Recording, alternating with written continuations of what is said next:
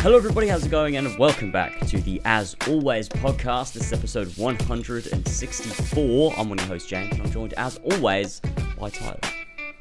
As always, how's it going, my friend? Pretty good, I'm alright. How are you? You alright? Yeah, I'm doing fine. That's doing good. fine.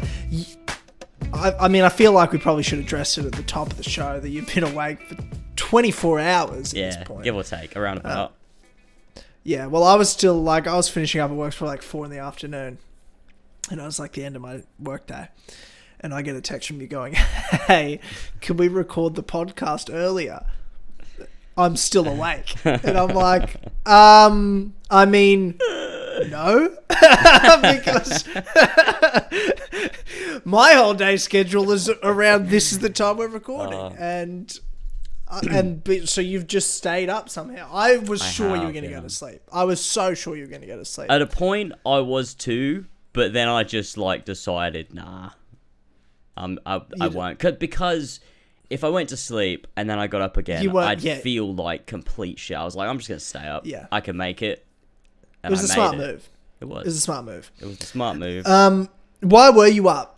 I know why you're up, but why don't you tell everyone why you were up? Why you've been up for 24 hours? I couldn't sleep, and it was like about 3 o'clock in the morning, and I was like, you know what?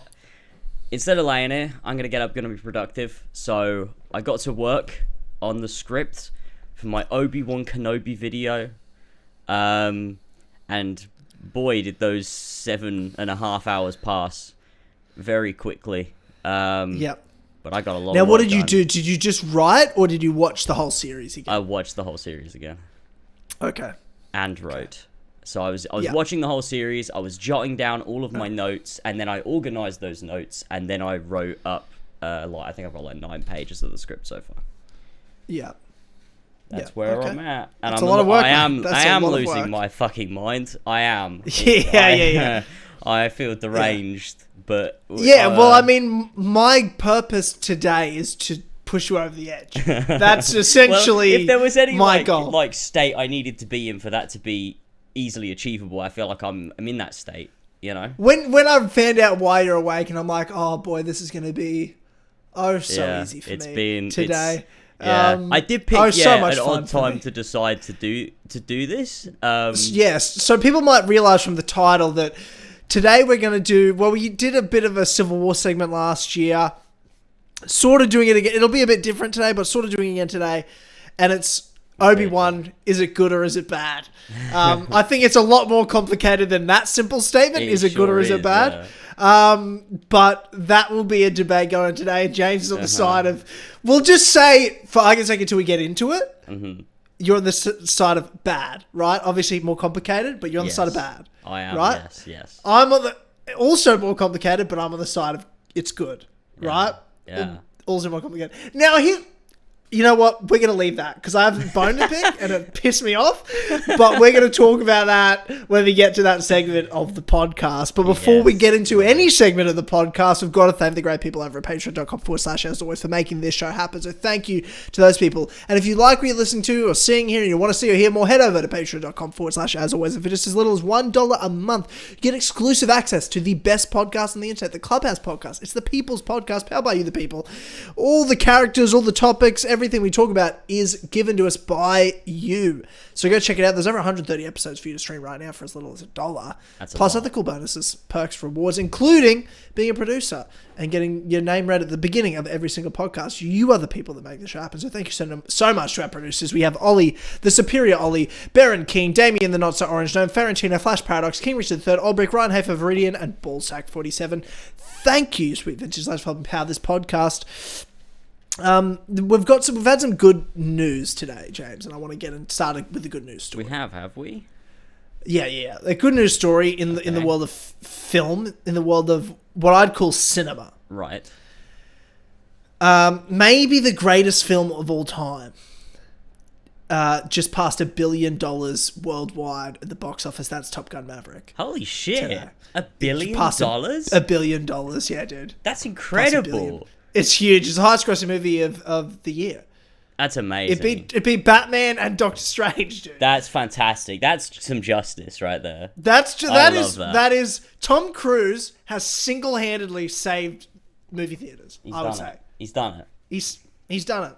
So I just want to give a fucking huge round of applause to Wonderful. to Tom Cruise and to Top Gun Maverick. Incredible film. If you still haven't seen it, go see it. I plan on seeing it again on Wednesday. I've been dying to watch it a second time. I just haven't had the chance, and there's been a lot of great movies out. I really want to see Elvis as well, with Austin Butler and Tom Hanks. That looks fucking awesome. I love a good biopic, and I'm a fan of Elvis, so I'm interested to see that movie. Have you seen the trailers for that at all? I have. They're always in the cinemas when you're there. I have considered going to see it. It looks interesting. Yeah.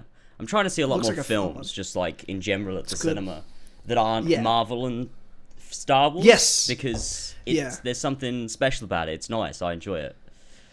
Oh, for sure. I go to the movies every single week, and this year I've probably gone every week towards the end of last year. So me and one of my best mates, Dave, and his wife, the three of us, like, we have like a fucking movie club chat, and we'll just go to the movie because they live like 5 minutes down the road from me. So it's like a great way to break up the week. Wednesday or Thursday, like midweek, we'll be like, oh, let's just go grab some food, go to the movies. And so we've just been seeing everything that's out. It's some great movies, man, that have been out this year. Like, especially during the Oscar period, there were some really good ones we saw. Shout out to Nightmare Alley was great. Belfast was fucking incredible. I think I talked about both those movies earlier in the year. Everything Everywhere All at Once, I've watched twice now. That was very good. That is phenomenal. That was a real experience. So if you haven't seen that, go check that out. The one I haven't seen but I want to see is The Northman. I think Dave and I were going to go see The Northman, but the times didn't work out, and we saw accidentally Everything Everywhere All at Once, and we're like, that was the greatest movie I've ever seen. So I think that was okay.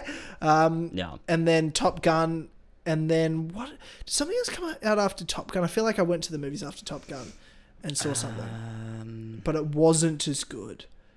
Well, nothing could have been. No, nothing. I can't remember what it was. I haven't seen the Jurassic World one. Oh yeah, I was gonna get dragged to that. So we try to. The three of us try to like alternate movies, and it's unfair for Georgia because fucking Dave and I always, like, two guys, we're like, well, we want to see fucking this or that.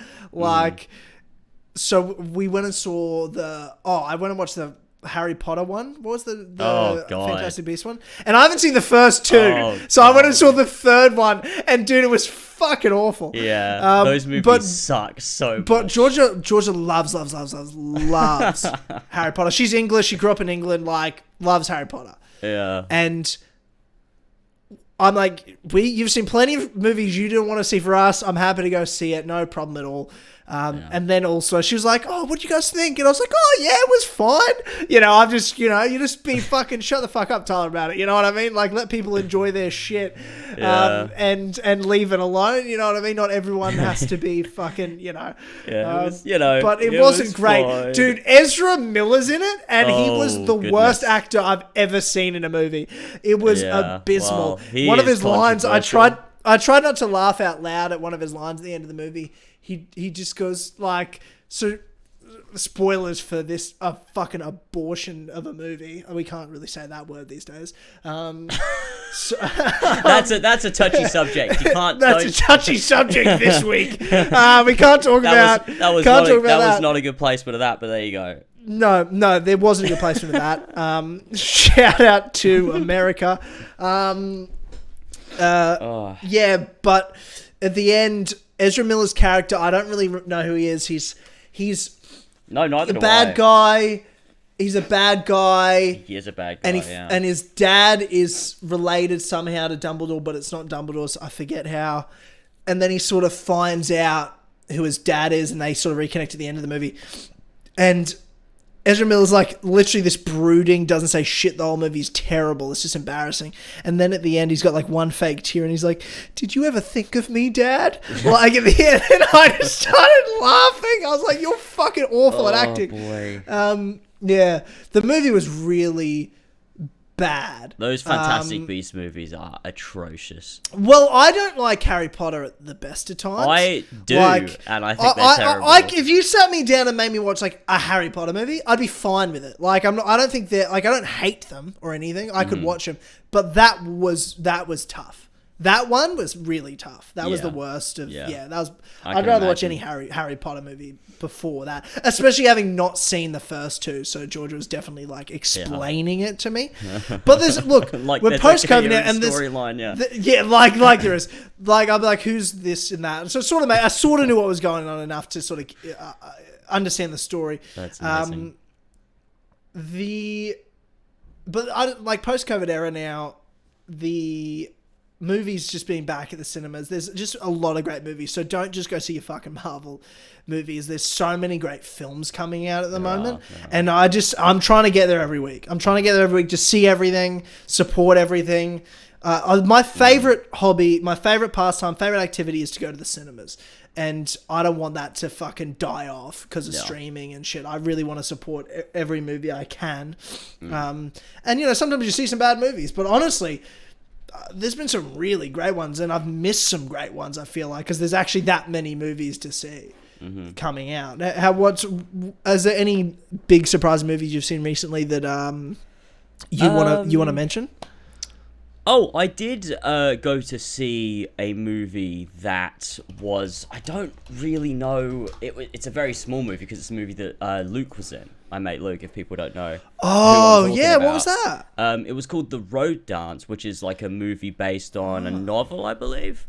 And it was... Shout out to Luke, who was also in the latest season of The Last Kingdom. He was fantastic.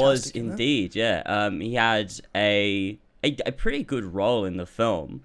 He wasn't like a lead, but he was like he had some really good scenes, and he did a really good job. And it was just like a really good film. Like I enjoyed it. It wasn't like perfect in every area of the story or anything, but like all the characters were really good. It was a well realized story. The performances were really nice. The camera work was really good, and it was just like a really good film. I wonder if this is out near me. This looks like I'm looking at just some still images, but it looks like a very it's a legit film. You know what I mean? Like this isn't it's just some independent. This looks like a very well produced piece of work. It was a very well put together film. Yeah, it was like you could tell it was. I mean, you couldn't tell it was low budget in terms of like the quality, but just like obviously like it was filmed in. The whole thing is set in like one village, but like that's like what makes the story so compelling. And so I think like it when you get those films that they know they're low budget, so they play into that and they're like, how can we help this work for the narrative and stuff, and obviously having it based on a novel as well. So it was just like I found a high res image of Luke from the film. I'll send it to Josh so he can put it up on screen. Nice. But he's in a little blazer outfit. Yeah, it was great. It was talking really to some old pedo looking guys. Yeah, it was a solid The Road film. Dance. I have no idea how anybody can watch it. Well, I'll have a look right now and find out. But it's got a solid Rotten Tomatoes and IMDb score. Like that's legit good. Release date was 20th of May 2022. No, it says this is 2021 drama. I think because it was made and like it went to like a film festival and then it went through the festival sort of and then it gets released to cinemas after. Yeah, it makes sense. A young girl lives in the outer Hebrides in a small village in the years just before World War I. Isolated and hard by the shore, her life takes a dramatic change when a terrible tragedy befalls her. That's the that's a little synopsis of the film. Richie Adams directed it, and he's directed movies that I also don't know. I don't know any of those movies. Inventing Adam, Of Mind and Music. But surely there's a way to watch this. Or I've tried to like find, but like I have no clue. I'd have to ask Luke, see if he like knows if there's like, or if it's gonna be lost to time forever and you can't ever see. I mean, I'm sure it'll eventually, once it's out of cinemas, be available. You'd think so, but I can't find anything online about like how they're distributing it, so I don't really know. Yeah. The Road Dance, Edinburgh International Film Festival. I think want to watch this film online. This film will be available on Filmhouse at home for 72 hours after the first public screening. What is Filmhouse home? It might be I don't know, some sort of subscription service. I mean, check your local cinema. If it's showing it, go support. Have a look.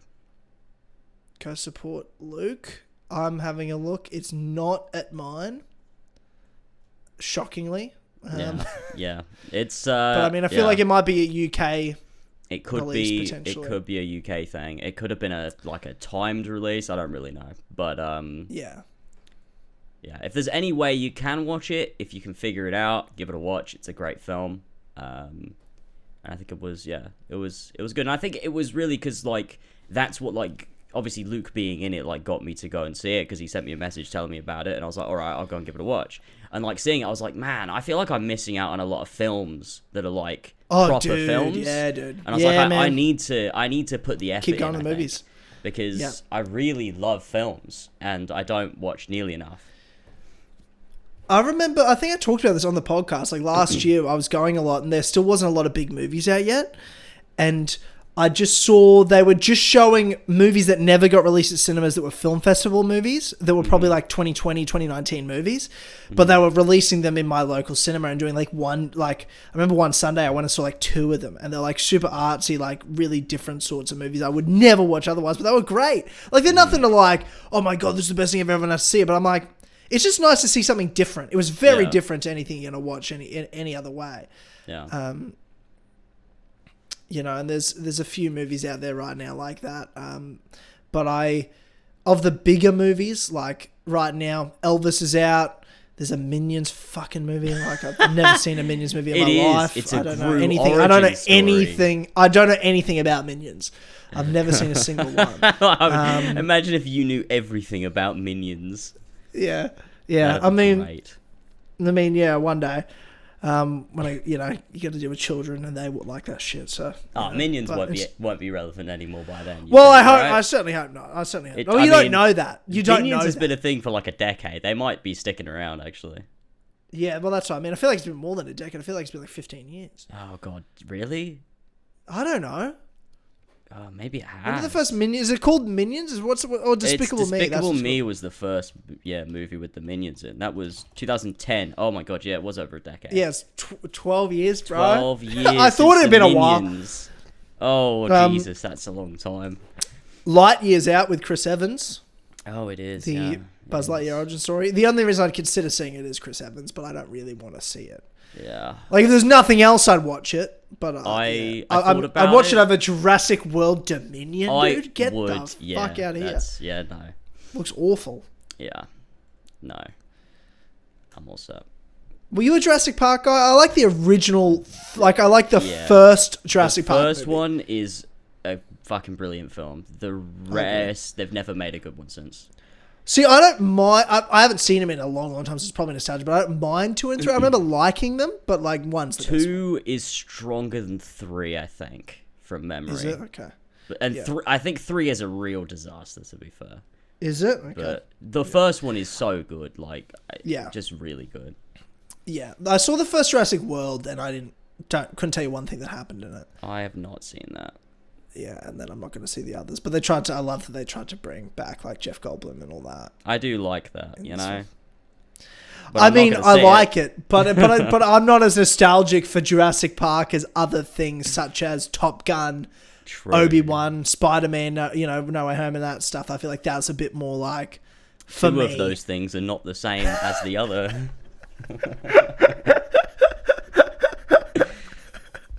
That's fine. That's your opinion. I don't know. I would say that might be objective fact, but Would you call it objective fact? Okay. That's just okay. Speculation. That's just all speculation. Watch The Road Dance on Netflix today. Hang on a second. What is this? That is not actually Netflix. Netflixmovies.com. Oh, that's my I clicked on it. That's Dude, my I'm like, favourite that's streaming not service. actually Netflix. That's I love that. watch on NordVPN. Oh, amazing! That's my favorite thing. Someone has decided. Well, what do we name our? I think it's on Netflixmovies.com. Netflix. I just don't think it's on Netflix in Australia. Interesting. Maybe the UK. Maybe I could check. Yeah. I have Netflix in the UK Because I want people to see the movie. Obviously, we want to support Luke, and it looks like a winner of Best Feature at Manchester International Film Festival. I think Edinburgh Film Festival as well. So that's a huge props. Huge props. No. Should we watch the trailer? We could do. And then Josh can dub it in. I feel like... Dub it in? Dub it in. I don't know. That's not the right word, is yeah, it? No. It's just edit it in. Yeah, edit it in. Not dub it in. Well, if last Josh time could we did also that- dub it because... we get copyright every time. Yeah. It's true. So maybe we shouldn't watch it. Maybe we shouldn't watch it. Maybe we should watch it. Okay. Every time we watch a trailer on here, we get done in for it. We do. I don't know if there's any way around it. No, I don't think so. I don't think so at all. Okay, there's another bit of news here. Another bit of news. I don't know if there's any gaming news because I don't know anything about video games anymore. I'm a retired gamer. I'm a long retired gamer. Weren't you just at the start of this year playing through a bunch of games and having a good time? I know, but then I just woke up one day. I was like, I don't want to do this anymore. I don't know what it was. I feel like I played... I was playing a bunch, right? And then I played Forbidden West, which was unbelievable, 10 out of 10 game. And I think I just got obsessed with other things. The truth is, like, the majority of what I do with my time outside of work is train. I've got a half marathon event down the Gold Coast on Saturday morning. Yeah. That I'm super pumped for. I had a triathlon only a few weeks ago. I'm just competing as much. I just want to compete. I train all the time. I train 5-6 days a week, multiple times a day some days. And I just want to be competing all the time as much as I can. And I just had wrestling class right after work today. I got Muay Thai and Jiu-Jitsu tomorrow. Every day I'm at the gym training. And then on weekends I do big runs. And if it's triathlon season, swimming, riding. And all I do is watch sport outside of that. I'm just obsessed with sport, obsessed with training. It's what I love. And I've always been a sports guy, but I've also loved games. And with only so much time, it's like, what would I rather be doing? It's like, I would rather watch sport and train any day more than anything else. And that's not just a thing on like games and stuff. It's just, that's where my priorities lie. What do I want and what I put value in for myself, my mental health, and how much it's helped me there, and for how good I feel about myself at the moment. Like, I'm in a great place. I'm in the best shape of my life physically. I'm mentally feeling really good, and it's a big reason because I've been training so hard and looking after my body and just enjoying that a lot. So I think that's when I went deep into my training camp for this triathlon. I think that's when games just totally out.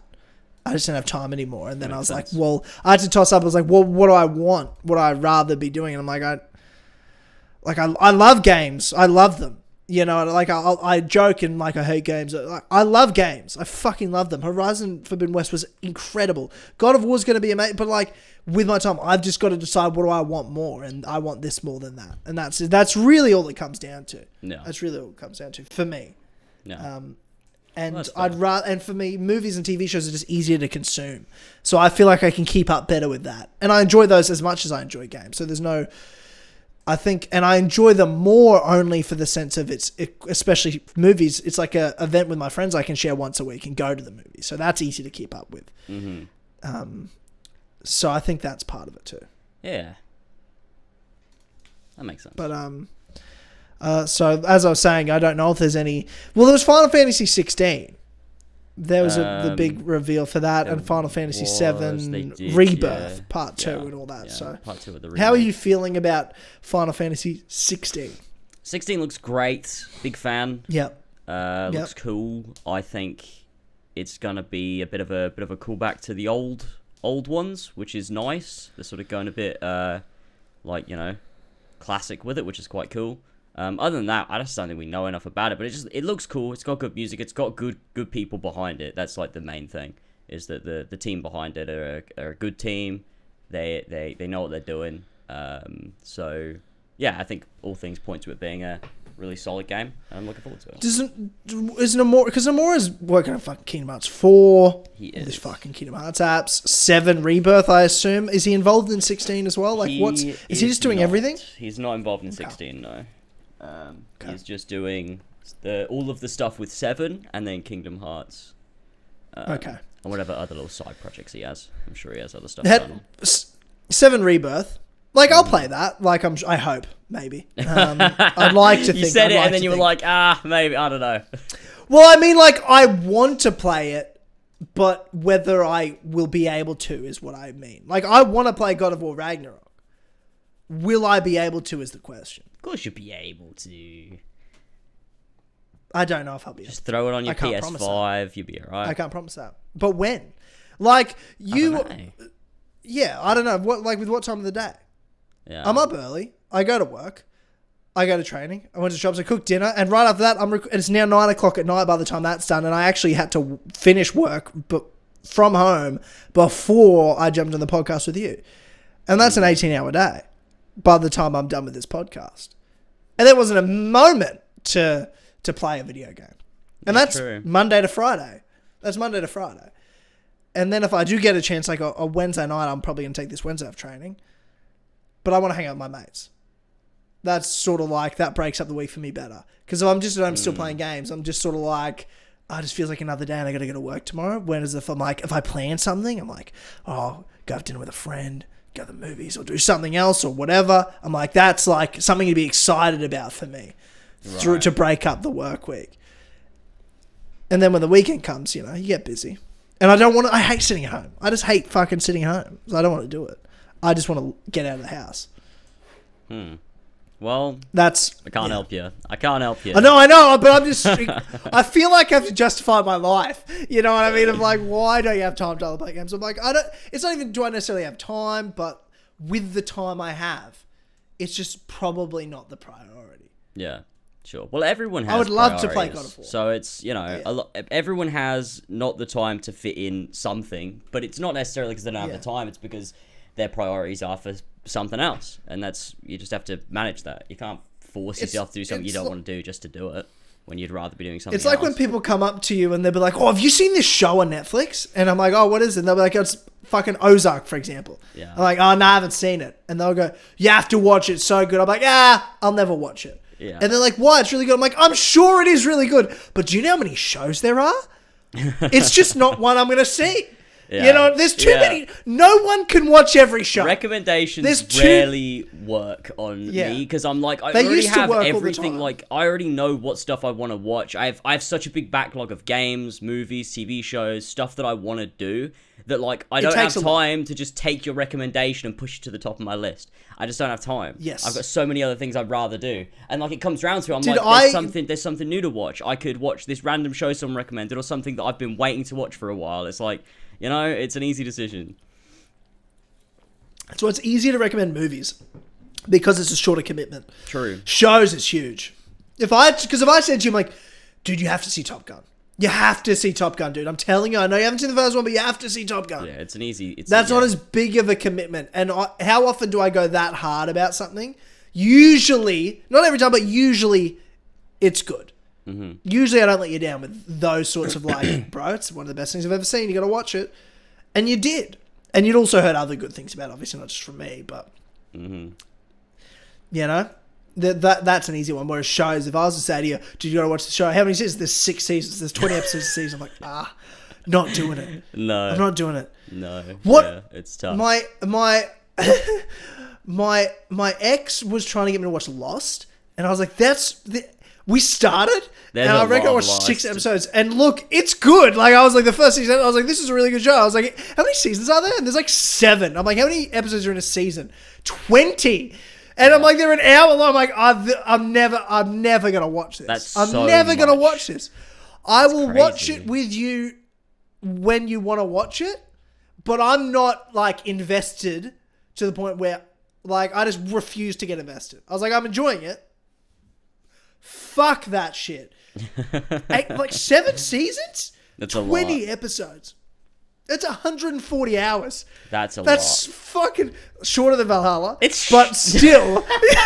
Shorter than Valhalla. True. Yeah. You could watch a whole series of Lost before fucking finishing Assassin's Creed Valhalla. The funny thing is, you didn't. You did the opposite. I should have watched Lost. You should have watched Lost. Maybe I wouldn't be alone. Maybe. So... You decided to play Valhalla instead.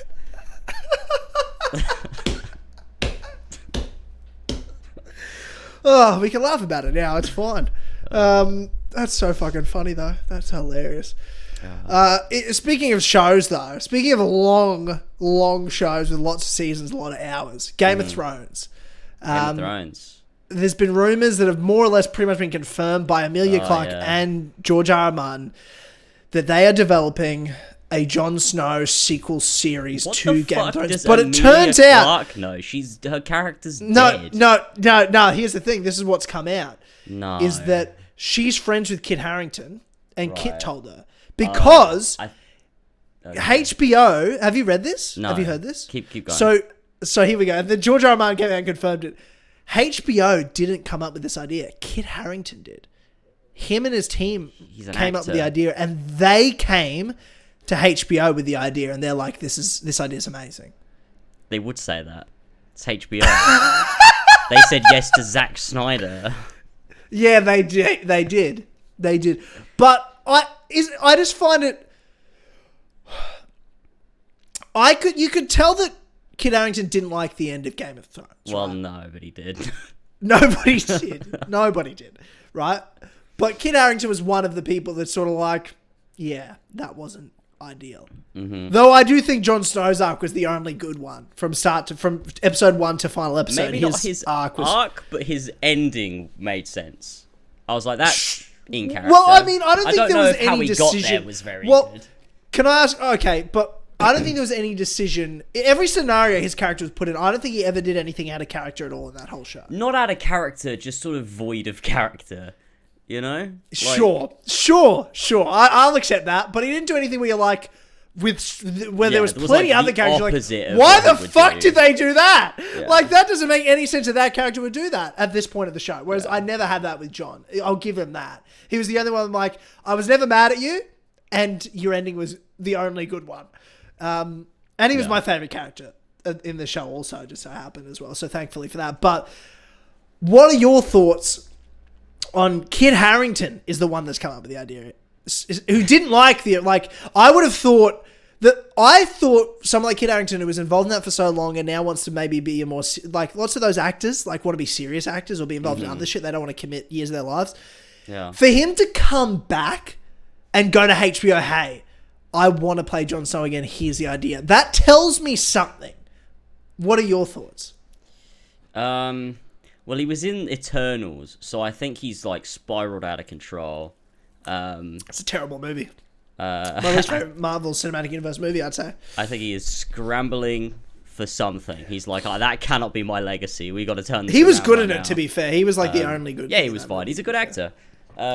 He is. I think it's interesting. And I think I mean, he's not a writer, he's an actor, so it's a bit, I mean, he could be a writer. Like, I'm not like discrediting his talent. Maybe he's written a very like clever idea and he's like, look, this is how it will pan out and stuff. So there's not much to be said really, I guess. I don't know. I don't like I'm sure he's not coming to them with like, here's the episode scripts and dialogue. No, I'm sure it's more of a and it apparently was his team, like Kit Harington and team is what the quote was. I don't like the idea of doing a sequel to Game of Thrones in the sense where it's a direct sequel, because because like the story is the story, and it's like now the story's over. Like if you're telling another story, it means the story didn't end. It's like, so Jon Snow did that was his arc from start to finish. Like that's why we don't need to know what happened to Jon Snow before the events of Game of Thrones because it's not important. Just the same as I don't need to know what happens after Game of Thrones. Like, I just don't need to know. Other people might. I know a lot of people love to know, like, every inch of canon. I prefer those finite stories where you only know what you need to know for the story at large, sort of thing. And what didn't happen on screen, they'll refer to it. Like, you know a lot about Robert's Rebellion from dialogue in the first season. And you know about it because it's relevant to either character development or plot developments. But you don't need... And I think that's probably why they ended up not... I mean, it's not why they ended up not doing it, but they ended up not doing it, and I think that's for the better, doing a spin-off with Robert's Rebellion, because you don't need to because you know everything. You know everything that happened. You know everything that happened from dialogue, from what the characters talk about, but that's all you need. Like, I like that because it's world building, but it's like in story. You even know the ending and big plot twist of the ending. You do. Because you've seen it. Yeah. Exactly. Yeah. And I like that, and I like when lore points are just that. They're lore points that are referred to by characters either for, like, characterization or for something that's going to be used in the story later down the line.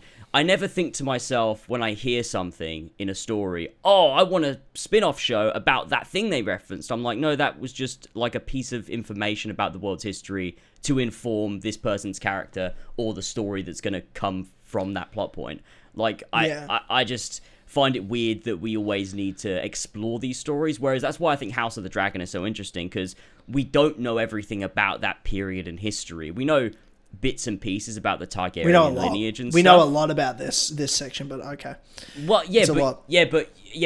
okay. Well, I mean, the show doesn't tell you. From just the show, not from the show doesn't tell you a lot. I mean, from outside lore, there's obviously a lot more, and that's. I mean, the thing that obviously there's a big difference between like books and then film and television, because they tend to sort of work a bit differently. But from the show, we don't know a great deal about this period, and I think it makes a lot of sense to explore that, because it's a separate story. It's not a directly connected story to Game of Thrones. It'll be its own story set in the same universe. That's not like a direct connection. It does connect, but like not.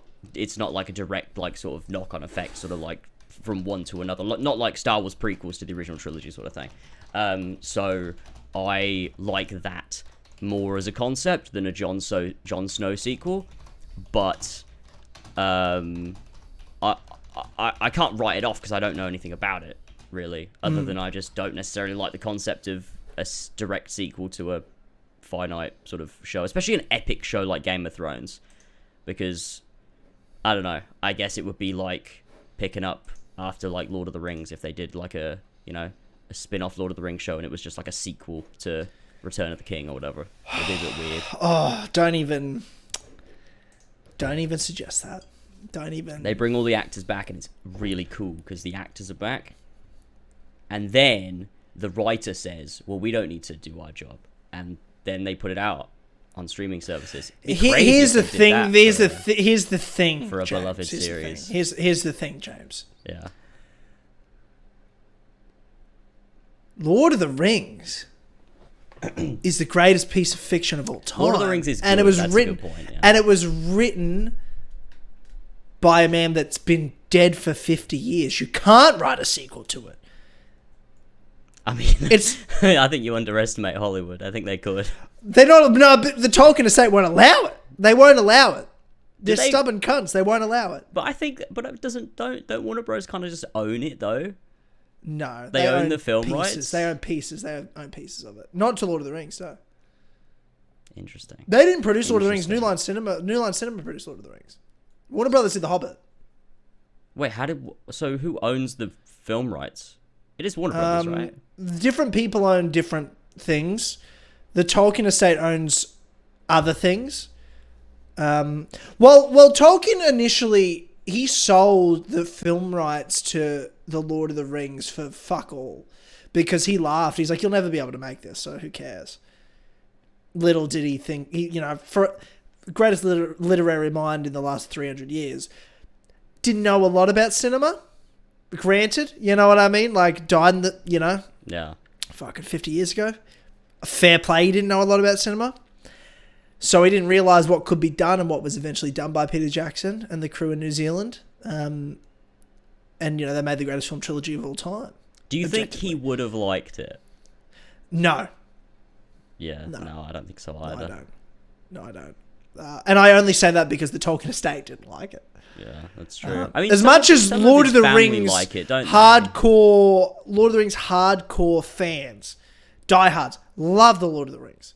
So many book readers, like I don't know any book reader that says the Lord of the Rings movies are bad. Plenty of them will say they like the books better. That's fine. Mm-hmm. But like, everyone loves it. I think it's the Tolkien estate specifically that don't. I think there's more reasons than just the movies themselves. I'm sure there was a lot of politics behind it, money and things like that. Yeah, they probably hate the ideas of the movies more than the actual movies. Yeah, and then look, and I think they hold it like a fucking Bible, like cherish it like doctrine. Like you can't change a single thing. Like, and they moved Shelob from the Two Towers to Return of the King movie, and they have a right to. They can be upset all they want, but thank God they should play Shadow of War. Made. Oh God. They love it. Shelob turns into a woman. It's good. Yeah, look. When I say good, I mean like it's tough because there is this show coming out. There is this show coming out. Very concerning. And they're putting out a Tolkien book at the end of the year, a Middle Earth book, Fall of Numenor. That. Usually, because Christopher Tolkien's died, I'm like, well, there'll be none of that, because Christopher Tolkien did all the Silmarillion and the editing of Jon's notes. Yeah. The professor's notes. And I don't have any rights to call him John, how dare I? I apologise. But I forget who the guy is that's Alan Lee is doing the illustrations, and he's done illustrations for a lot of the Tolkien books. And he worked on all the Hobbit and Lord of the Rings films as well, doing the concept art. Brian Sibley is the editor, and Alan Lee's doing the illustration. And its author is J.R.R. Tolkien, edited by Brian Sibley, The Fall of Numenor, which is what this show's about. Right. I mean, it's also to do with the Rings of Power being created, and they'll do some First Age flashbacks. But like the Silmarillion's mostly set in the First Age, with a section of the Silmarillion about Numenor in the Second Age. But that's a small section, whereas the main story is about the Silmarils and these. Yeah. Anyway, you should read the fucking book. But Fall of Numenor having its own book, more expanded. I'm like. That's what I'm going to go off as canon, right? Not the Rings of Power Amazon show. Yeah. So they're trying to make this show based on a thing there's only a small section written about. Once this comes out, I'll be like, well, I'm going to start comparing. I'm going to read this book and compare it to the show. And if the show, this is terrible for the show, I think. Yeah. Unless somehow this guy's somehow involved with the show, in which case I'm fucking pissed. That this is what's happening to Middle Earth and Middle Earth media. Unless Tolkien wrote, like, editing his notes, that's one thing, it's borderline. But other than that, if Tolkien himself didn't come up with the concept, it's not canon. It cannot be canon. This is a world where it's one man's world. It truly is. It's not fucking George Lucas who sold it off. And anyone can make Star Wars. It's also... Anyone can make Star Wars. A million times better than Star Wars. It's also a million times better. It's also a million times better than Star Wars. Yeah, okay, James. All right, fucking relax, mate. We'll get there. We'll get there in a second. I don't know. I don't know. This Rings of Power show, man. I'm excited. The more I see of it, the more I'm like, I don't really care about it, to be honest. When the first trailer came out, I was like, this looks kind of cool, but. I don't know. I'm not a big enough Lord of the Rings fan, so this, I think it has to be really good for me to like it, because like I said, you like parts of The Hobbit, whereas I think they're all really shit. The movies? Yeah, I don't like any of them. I think they're all terrible. Yeah, look, they're not the best by any stretch of the imagination. But I love Lord of the Rings. I think those are... trilogy of all time. Yeah, they're three of the greatest films ever, so... I think the show, this show is not going to be able to do anything for me just on the merit of it being Lord of the Rings. It's got to be good. Yeah. And I don't know. I've not seen a lot of the content or what they're trying to do with it. I've just seen a lot of I don't know, black dwarves or whatever. which is like not a problem, I guess, but like I don't know, I don't know. It doesn't feel like there's much going on beyond that, so I'm a bit there's confused. definitely there's people that are like, oh, this being social justice warrior show. Like, oh my god, who cares about that shit? The content to law? That's all I care about. I don't give a fuck what color the person's skin is or what gender they are. No, is the character do what they're supposed to do and stay true to the source material? That's all I give a fuck about. Yeah. The discourse just seems to be around just really dumb shit, and I'm like, I don't know anything about the show. To be honest, that's a distraction. They want you to be talking about social justice warrior stuff in YouTube videos and in comments and in debates, rather than looking at it for its merits. Which is all I'm going to be looking at it for. I'm like, I don't care about that. I care about, is the content good? Mm-hmm. Does it tell a good story, and does it stay true to the soul and heart of Middle-earth literature? Because The Lord of the Rings did. It stayed true to the heart and soul. Yeah. It moved things around. It didn't have to be exactly quote for quote source material. You can't when you make films and when you make TV shows. You can't. But can you keep the heart and spirit? Can the actors be the characters? Like Sean Astin was with Samwise Gamgee, Elijah was with Frodo, Viggo Mortensen was with Aragorn. Yeah. Like, that's what you need. That's what you need. The most important thing of those films, as much as it was... Well, I mean, it was everything for The Lord of the Rings, but casting, it can't be understated how important the casting was in that. And that's at least one thing I'll give The Hobbit. It got casting right. It just got the production so wrong, I felt. Sure. For those films. Like, they look... You watch them now, and Lord of the Rings looks like it holds up better than The Hobbit. And it's 10 years, and The Hobbit's 10 years newer. You know? CGI does. Oh, God, it fucking...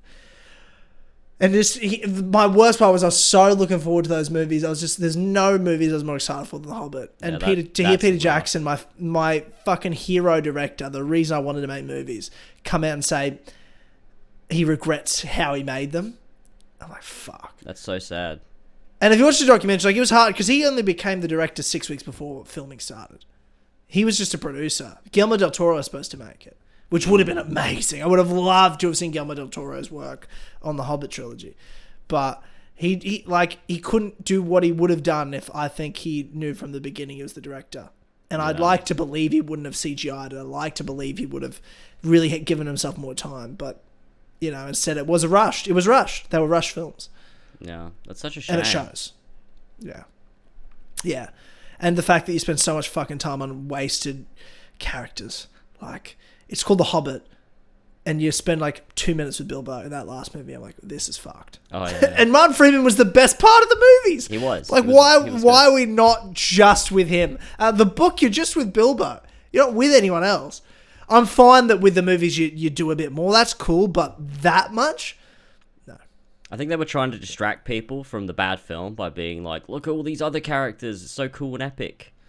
Well, Legolas is in it. Yeah. It's like, see him? Yeah. It's Orlando Bloom. Like, in concept, I'm like, oh, that's cool. And, like, he would be there technically in canon and all that, but then you're like, no. Yeah. Well, there's no substance to back any of it up. It's all just, like, things happening. Yeah. Those movies are just, like, it gets worse the more they go on, I think. Yeah, like, there's scenes I love, like, as a book reader, that I just am like, cool, I get to imagine now in those scenes, like, I just connect them to the book, because I love the Hobbit book, and I try to reread it every couple of years. And I just thought there's scenes in the book that I wanted to see in live action, like before the movies came out, and I thought they nailed certain ones. Like, my favourite scene from the book is Riddles in the Dark, and I loved it in the movie. With Andy Serkis, and I thought they nailed the Smaug Bilbo scene as well. I thought that was fantastic. So there was, like, things they got right, and all of them involved Martin Freeman's Bilbo as well, unsurprisingly. And what they got so wrong was, they tried to be a prequel trilogy to Lord of the Rings, with all the Sauron connection and setting that up, when I'm like, The Hobbit's not... The Hobbit isn't a prequel to The Lord of the Rings. It isn't. a prequel to Lord of the Rings. It's its own story in the universe, and the only connecting tissue to it is that Bilbo picks up the ring and it's his nephew that the Lord of the Rings is about. Like, that's it. There's no, like, plot detail that then connects. It's a story of Bilbo and dwarves going to Erebor, to the Lonely Mountain, to reclaim what was lost. To the line of Durin and Thorin Oakenshield, and that's what the story is about, start to finish. That's the plot. That's the narrative. Yeah. In it, he gets a magic ring that isn't even that important in terms of overarching plot. You don't know what it is until the Lord of the Rings is when you find out what it actually is. You don't know.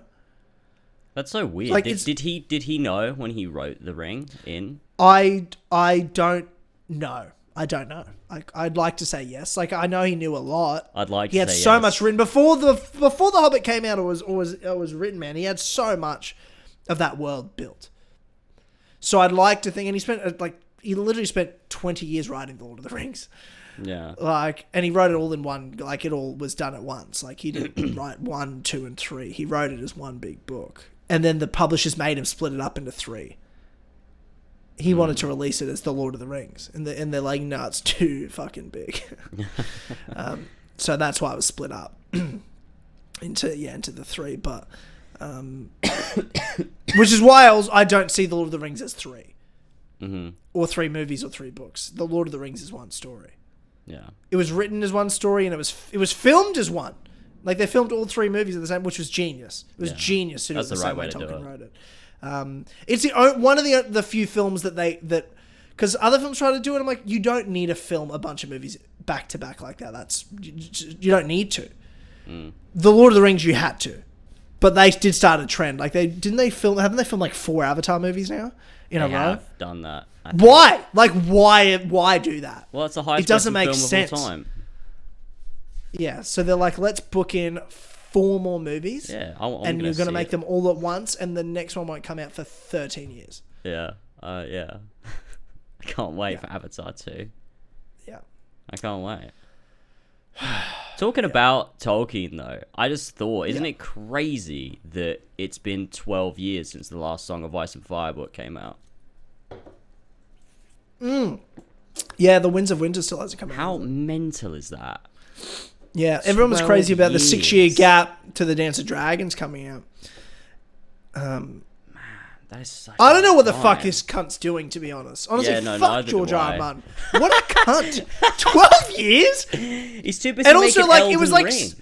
And 7 years ago, he was like, yeah, guys, it's coming. It'll be soon. That was 7 years ago. Yeah, it was crazy. Like, it was like, what was it? Yeah, like 2015, I think. He said it was coming out end of the year. He was like, it'll be out in November. And like, what happened, man? You nearly had it finished. Yes. And then, like, his publisher's like, you have to get this out before the show finishes. And he's like, yeah, no, that's no problem. Hey, dude, the show's been over for 4 years, and you haven't put out... It's not even the last book. You've got another one to write. There's no way he finishes. This cunt's dying. Look at him. Imagine he has all the diabetes. There's no fucking way. Song of Ice and Fire never gets finished, and the only finale you get is Game of Thrones, and it's terrible. Yeah, that's how it ends. That's so sad. Like, you would think that would spur him on. Like, oh no, this will be my legacy. This terrible season 8 of this television show, or season 7. I don't remember how many there were. Yeah. Fuck. Maybe one day. Maybe one day it'll come out, and it'll be great. Maybe. You said we had some news, and I don't remember what it was. Did you? It was Jon Snow, the Jon Snow show. Oh yes, yeah. Cool. Good for Kit Harington. Yeah, good for Kit Harington.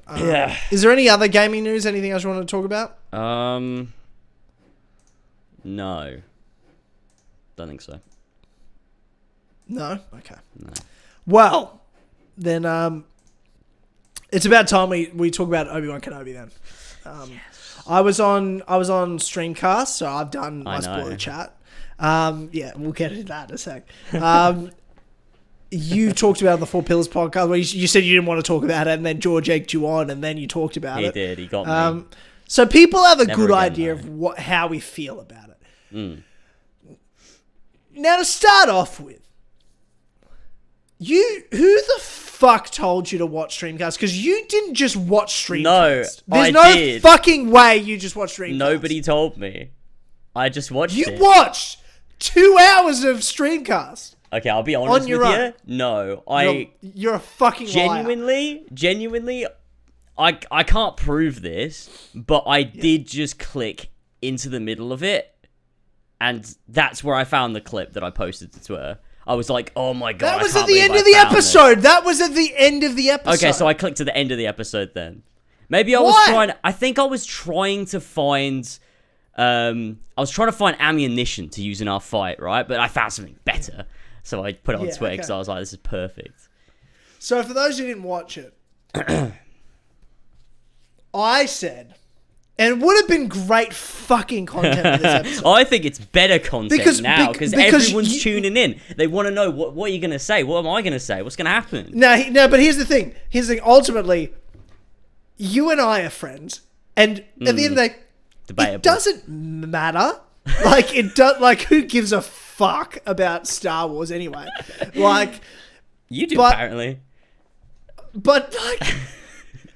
We could have had something beautiful where I said I was going to, like, literally dick ride this show to the ends of the fucking earth. You might still have to.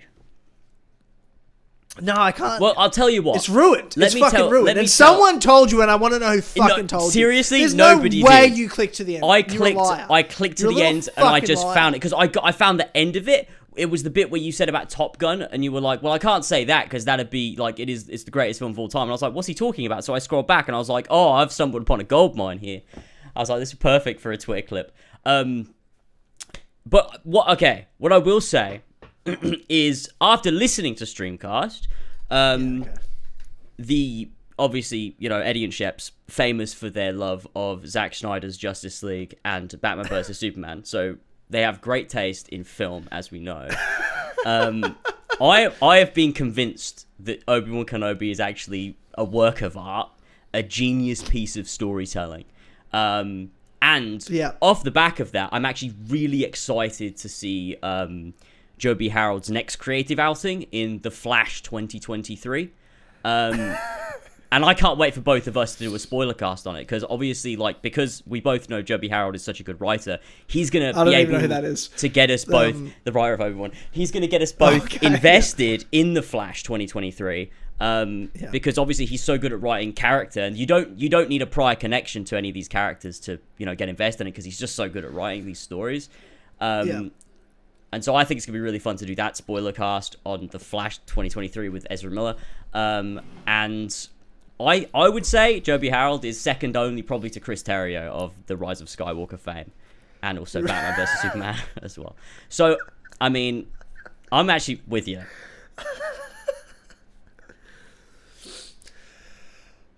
Okay. Well, let's set the scene then, James. Let's do this. Let's lay it down. Let's lay it down for the people. Do we have to? I mean, I watched Obi-Wan and they didn't think it was necessary for the story. So. Yeah.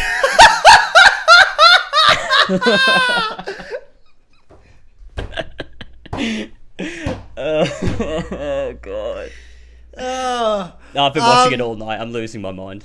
Yeah, look. So Obi-Wan Kenobi. I'm on the side of good. James on the side of bad. Now, here's the thing. Mm-hmm. To lay the foundation. For the listeners, for the viewers of the As Always podcast, of anything Four Pillars related. We love to debate. We love to talk about things we're passionate about, likes, dislikes, get deep into it. We will in this. My background in Star Wars, I was obviously grew up with the prequels, which are famously not the best films, but I love them. I love them for character. Something James used to do, but he sort of got to the point where he loved the smell of his own fart so much he just stuck his head up his ass, and he lives there now. And the only person that can hear him is apparently my son Joe, the founded Scarab, and they just circle jerk each other on Twitter, and that's pretty much the only friend James has now. And then he fucking, but he calls himself critical, when really he just has the most narrow mind all time. But James, why don't you? Right. Yeah. Well, I think if you don't find any enjoyment out of Obi-Wan Kenobi, I think I think it's your fault. I think it's your fault. Is a bold take. That is a bold take. I'm not saying it's 10 out of 10. I'm just saying if you can't find any enjoyment out of it, I think, mate, I think your eyes are right now looking at your small intestines. So I think that's what's happening. What I will say, and I will concede to this, is that I did find some enjoyment in Obi-Wan Kenobi. Okay. What did you enjoy about it? But it might not be what you thought I enjoyed. All right, man. What I actually enjoyed a lot. Here we go. This is gonna be bullshit. It was no. I'm being serious. This is fully serious. I don't believe the first episode of the show is 95% really good. Actually, I agree with that. I watched it again. Obviously, I've watched the whole show tonight. And when I was going through episode 1. I have a whole section of my script that I didn't think I would write, and it's made the whole script so much more interesting as like a critique piece. Is that I have a whole I think it's 4.5 pages that's just analyzing the first episode and why it works and why it's really good. And from that, I am able to use it as a springboard to talk about why everything else is garbage. And it's been really fun. But that first episode, it's so good. They characterize Obi-Wan so well. Leia's fucking brilliant. Reva's even really good. It's great. It's good. There's some moments that are a bit bad. But overall, that first episode, at least character work, really good. Yeah. Really good. Yeah. I thought set up a lot of interesting ideas. It set the groundwork. It did exactly what a first episode needs to do for a show. It did. And we talked about that when it first came out. I thought the recap was brilliant as well at the start.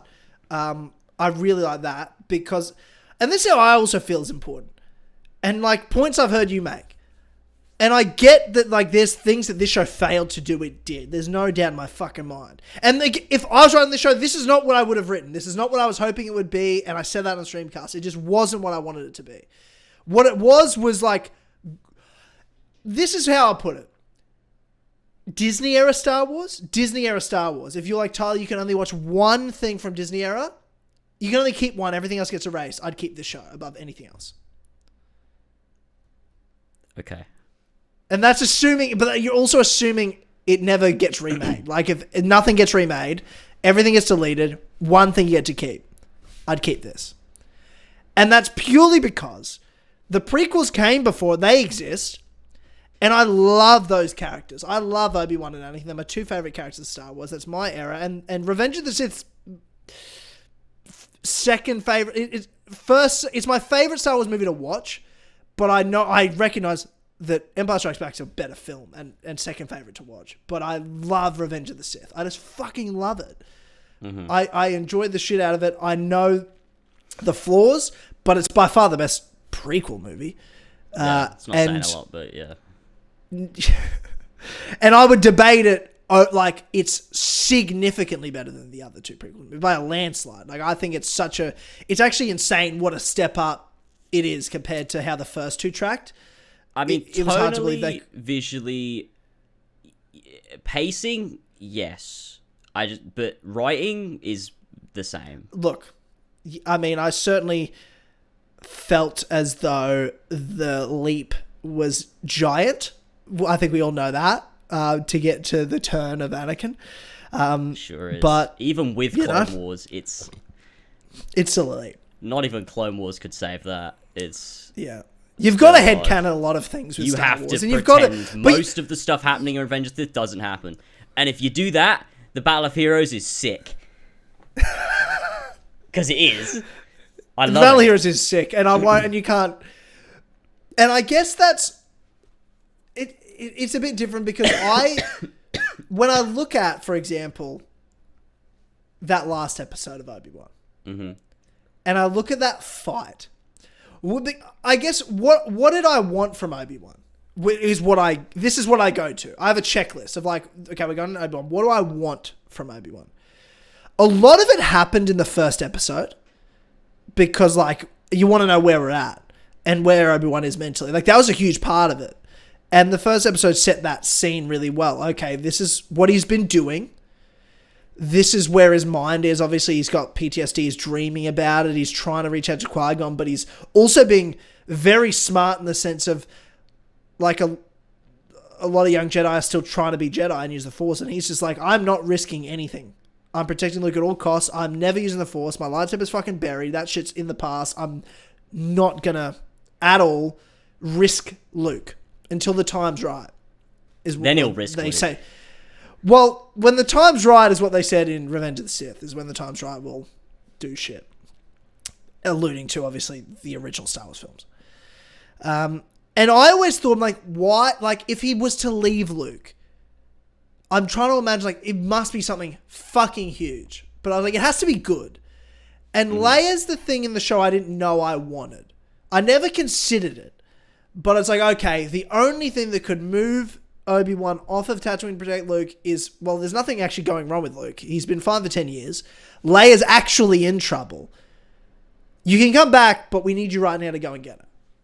I'm like, okay, I can buy that as, like, the reason. Mm-hmm. The way it went down with Organa actually coming to Tatooine is a bit fucking weird. But other than that, solid foundation, I felt, for, like, why our character's going on an adventure. I agree. We get to the second episode, which was... Reva sort of was a bit... a little clunky. But... A little bit. The end of the second episode actually had the number 2 thing, most important thing I wanted to see as a fan. That I was like, I wanted to see... Because I knew Ewan McGregor would nail it. I want to see Obi-Wan's reaction to finding out Darth Vader's alive. I wanted to see it. Going into the show, that was top of the list, bucket list of things I want to see. And I thought that scene was so fucking good. Like, from Ewan's performance-wise, the emotion on his face, that's what I wanted to see out of it. I didn't care, like, maybe there's a better way to deliver it. Obviously, it rounded off and got explained of how Reva knew later. But at the time, I was like, look, that's fucking weird that she knows, but whatever. I wanted to see that scene. Obi-Wan's reaction, transition to Vader. I was like, look, second episode wasn't as strong, but it was more of, I felt like pacing was a bit fucking weird. The Leia running, yeah, whatever. It still wasn't as bad as the show gets, though. So episode 2 was... I'll agree with that. I was happy after episode 2 still. I was like, look, not as strong as 1, but I thought, okay, Obi-Wan hasn't used the Force yet. He hasn't put out a lightsaber. He's still not wanting to reveal himself. He's still not, connected back. The Force hasn't awakened, if you will. He does use the Force in episode 2 right at the end. But that's what I mean. But eventually, but then it cuts to the end, and then you get that first piece of Jedi. Like, obviously, he got the lightsaber, but he didn't use it. Hasn't used it yet. And then he finally uses the Force to save Leia. And it's like, okay, he's switching the fuck on now. He's getting there. He had a reason to use the Force. We're building back up. And again, I'm not debating that this is the strongest fucking arc to get Obi-Wan back to the top, but I'm just saying I believe it exists in the story. There is a build to him going from I'm hiding, I'm not using the Force, I'm bearing that shit down, to I'm back being Obi-Wan. Is it good? Is it the best? No. But it's not non-existent like some people are claiming it is. And that's how I feel about it. Well, I don't feel like it's non-existent. I think... And there are scenes, I feel like this is a show that's spouted with great scenes and then the other scenes are shit. I don't feel like there's middle ground scenes in this show. It's like there's great scenes and there's shit scenes. And if you just connect the dots between the good scenes, there's something there that's good. There's a cut of this show that's good, is what I believe. I think this is a show that you can definitely... I don't want to say convince yourself you like, because you obviously like it, but I mean, you can look at it from a perspective or a lens where you enjoy it. And I think that's what most people do with films and television. Most people do that. Like, you want to enjoy something and you find a way to enjoy it and it works for you and you're like, this is good. I like this. I can watch this and I can enjoy it. It's, what a lot of people do with the prequels. I can do it with Revenge of the Sith because it's 15 years old. I don't need to break down and analyze Revenge of the Sith. I liked it as a kid. I know it's not very good, but I can be like, whatever. I'll ignore the bad shit because whatever. But I still know the bad shit's there. And I think for me with Obi-Wan, there was just too much bad shit that I just can't ignore so much of it to enjoy it, because I feel that although the ending of the show and its derivative of other Star Wars media, although it works and is good, and there's obviously that, like, the I will say, in the last episode, I didn't like most of it, but the moment where, and even though it is literally taken straight from Rebels, the moment where Anakin's mask, or Darth Vader's mask, is cut open, and you see Anakin, but not just seeing him, it's the voice of Vader and Hayden crossing over, but it's done in such a way where it's not jarring, it's actually really chilling. That is brilliant, and that was one of my favorite, probably my favorite moment in the show, was just that 15 seconds.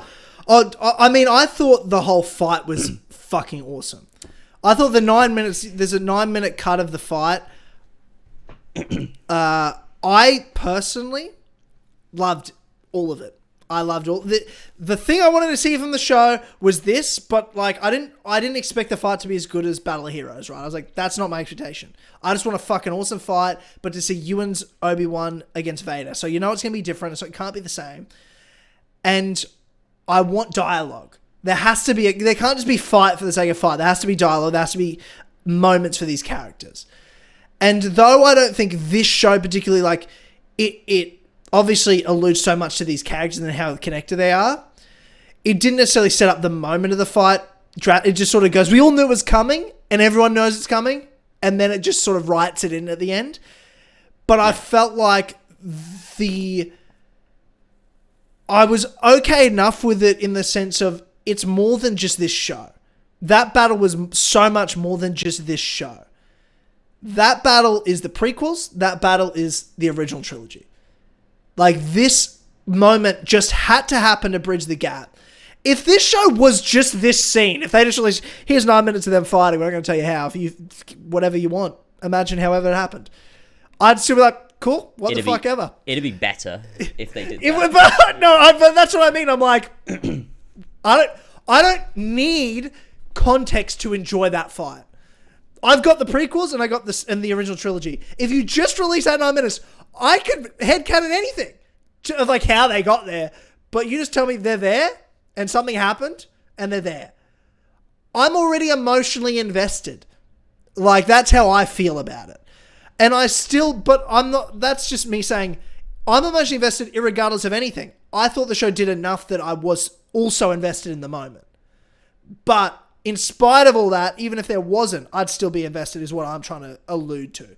But I do think there were moments in this show that built to that. I thought episode 5's flashbacks back and forth, like, and it being from Vader's perspective, where it's clearly him having flashbacks. I thought one of my favorite scenes, the worst episode of this show is episode 4. It's fucking abysmal. But the opening scene of that episode's great. And I felt like it was a turning point moment in Obi-Wan's character where he's faced Vader. He got the shit kicked out of him. He's dragged through the fire. And then he had fuck all. And Obi-Wan's sitting there like, this guy... Vader's sitting there like, this guy's fucking weak as piss. This is not what I've been looking forward to. Which sort of got, like, when in the last episode, the way he says... your strength has returned, and the way he says returned, it's like he's so excited about it. He's like, thank fuck I'm not fighting a weak piece of piss like you were in episode 3. He's like, your strength has returned. Like, oh my god, yes. Like, let's fucking go. I don't want to beat a weak Obi-Wan. I want to show that I am better than you at your best. I'm so much more fucking powerful than you. That's what he wanted. That's what Vader wanted. Of course that's what Vader wanted. So episode 3 battle wasn't perfect, but I can accept them. Like, was Vader holding back because he wanted more? Like, and then you get to episode 4 and you have that back and forth between Vader, Obi-Wan, and the tanks. But in that moment, Obi-Wan, like rebirth. It was like a rebirth moment. He gets out of the water himself of his own power after that face-off, and they're like, "No, you need to stay in there." And he's like, "Fuck that shit. Where's Leia? Let's, I'm here."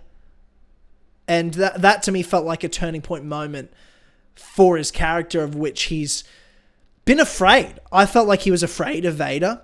He was afraid of finding out that Anakin was back and of what's happened, and he was so guilty about it, about what had happened. that I did feel like there was that arc. And even in episode 4, when he finally pulls out the lightsaber and he's doing Obi-Wan shit, I'm like, well, I mean, I get that was a turning point moment. It felt like it was a turning point moment. I felt like there was an arc there. I think if I was to cut this into a movie length, I would keep that tank scene, not have Leia get captured, and have them go like, "Where's Leia?" and then just skip and like they're on the rebel base. Episode 5, Leia's there. Like episode 4 was fucking pointless after that tank scene to me. But then you go to episode 5, the rebels were useless.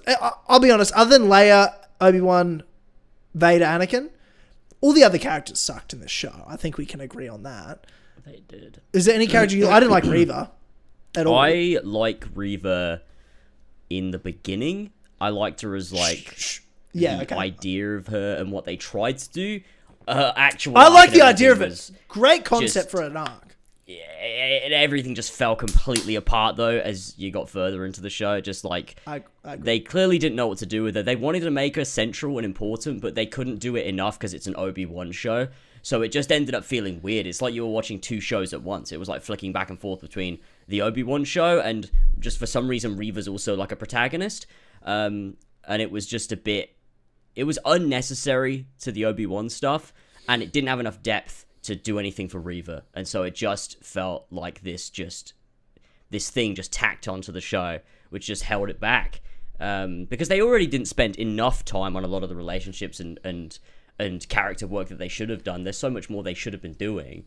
Because even when you have these nice little moments between Leia and Obi-Wan, there's not enough there there's just not enough there for me to be invested in their relationship. I feel like everything moves too quickly. Like, again, it's 6 episodes. And, like, if you're doing it in a movie, you've got it condensed and you've got more time with these characters because you've got to show them getting together. If you're doing it in a TV show, it should be longer so you've got more time to flesh out everything. Because the fact that it was 6 episodes means that you can't just do what would have been a condensed movie because you don't have enough. But you can't do what's a full TV show because you got too much. And so you try and chop bits off and what you're left with is just this, like, skeleton of what could have been something.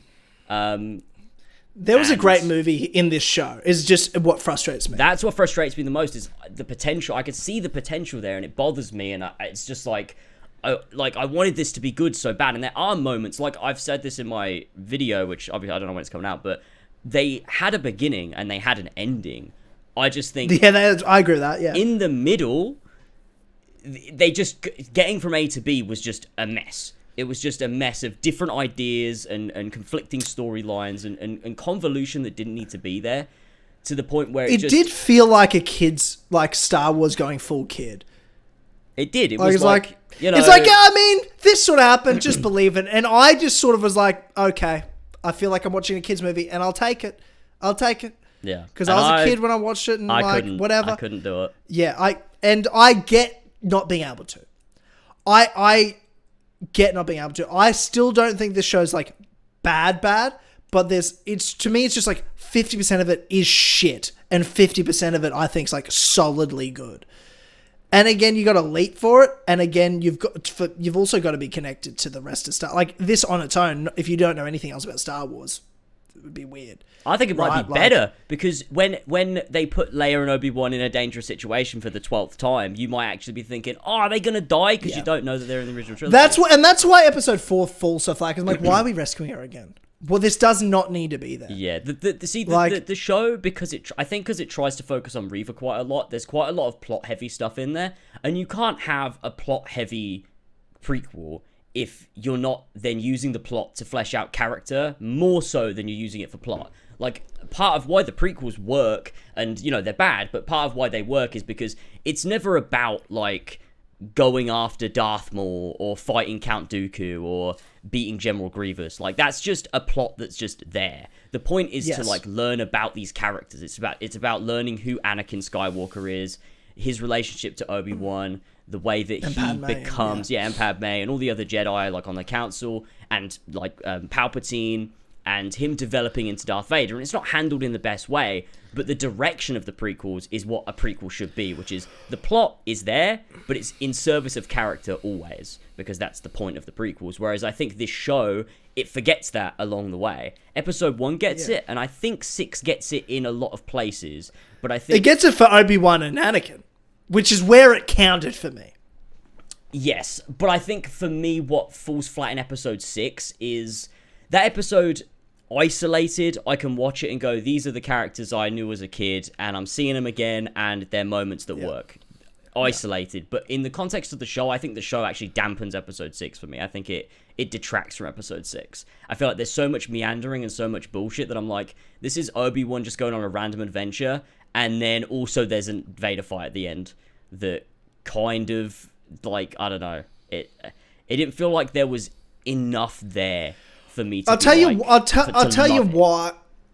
why I think I really like that last episode and what they did with it. And I don't think it's to do with Obi-Wan, right? Because I look at, like, why did the fight happen? Okay, Obi-Wan goes, no, he's after me, I'll bail out. And you're supposed to, like, care about these rebels. And you don't really. You care about Leia, but that's about it. I think some people are like, well, that was supposed to be the moment, and it just sucks. It just feels like Obi-Wan's just leaving to have a Vader fight. I felt like the big important moment of that was for Vader to make the decision of, do I go after the rebels or do I go after Obi-Wan? And what it's insinuating, right, is this is the rebels. These are who will become the Rebel Alliance, or the roots and the beginning of, like, that Rebel Alliance that builds. And Vader chooses Obi-Wan. He chooses Anakin's past, which is a part of his arc into becoming the Darth Vader that we see in the original trilogy. Which he's not emotional about Obi-Wan. When he sees Obi-Wan, he's not emotional. And when he talks about after defeating Obi-Wan in A New Hope, he says, and he talks about destroying the Rebel base to Tarkin, he goes, this will be a day long remembered. It saw the end of Kenobi, and soon it'll see the end of the rebellion. He wasn't sitting there pumped up. Like, he's like, I needed to kill Kenobi because he's a Jedi and he needs to die. And he's against us. It wasn't like, I need revenge. It doesn't feel like that in A New Hope. When you know Vader the way we know Vader from everything else, is how fucking angry he would have been at Obi-Wan. Like, so there was always a story here that needed to be told. For me, I felt like this story needed to be told. And it was more to me for Vader's character than it was for Obi-Wan's character. It may be equal, but more for Anakin. Because how the fuck, as someone that's watched any of the Star Wars movies, but especially a prequel watcher, we've got Hayden Christensen, who I love as Anakin. You go from him as who we know as Anakin, Battle of Heroes, to Darth Vader in A New Hope. That's what we see. That's such a leap, dude, especially with him in a suit. It's such a leap. It's just hard to fucking picture. What this show did, not just to physically show us, no, now you can picture him because there he is right there. It's Hayden Christensen, burnt up, Darth Vader suit, hear him, voices combining, brilliantly done. It's not just that, but it's also the character work of, like, him having to let go too. It wasn't just about Obi-Wan letting go of Anakin. Vader also let go of Anakin. Anakin completely dies in this show. That's ultimately the character arc that Vader goes on, and a big part of Obi-Wan's arc is reawakening the Force within himself so that he can be who he's supposed to be, connect with Qui-Gon, be who we know him to. The happy-go-lucky Ben Kenobi of A New Hope. You know, he's a much, like, more positive guy. Like, sure, he has the, fucking PTSD flashbacks. He does indeed. But he's not fucking sad and depressed and lost. No. But why wouldn't he have been? Again, this story had to be told. And I felt like it connected those bases from the prequels to the sequels well. Not poorly, well. Like, not just, for the sake of it, I guess it's fine. For those two characters, well. For everything else the show did, it didn't succeed in much else. But I felt like they were the two most important points to connect. I now believe Hayden Christensen is Darth Vader that I see in the original trilogy. I now believe the Ben Kenobi that I see in A New Hope is the Obi-Wan that we saw at the end of Revenge of the Sith, because I can see how that happened. Ewan McGregor's performance in this show was amazing. He did a lot with some bad shit and a lot with some great shit. That's what I think. I think for me, I definitely understand, and I can understand liking it. But I think for me, the show is just too shallow for that bridge to be worthwhile. That I just don't feel anything for it.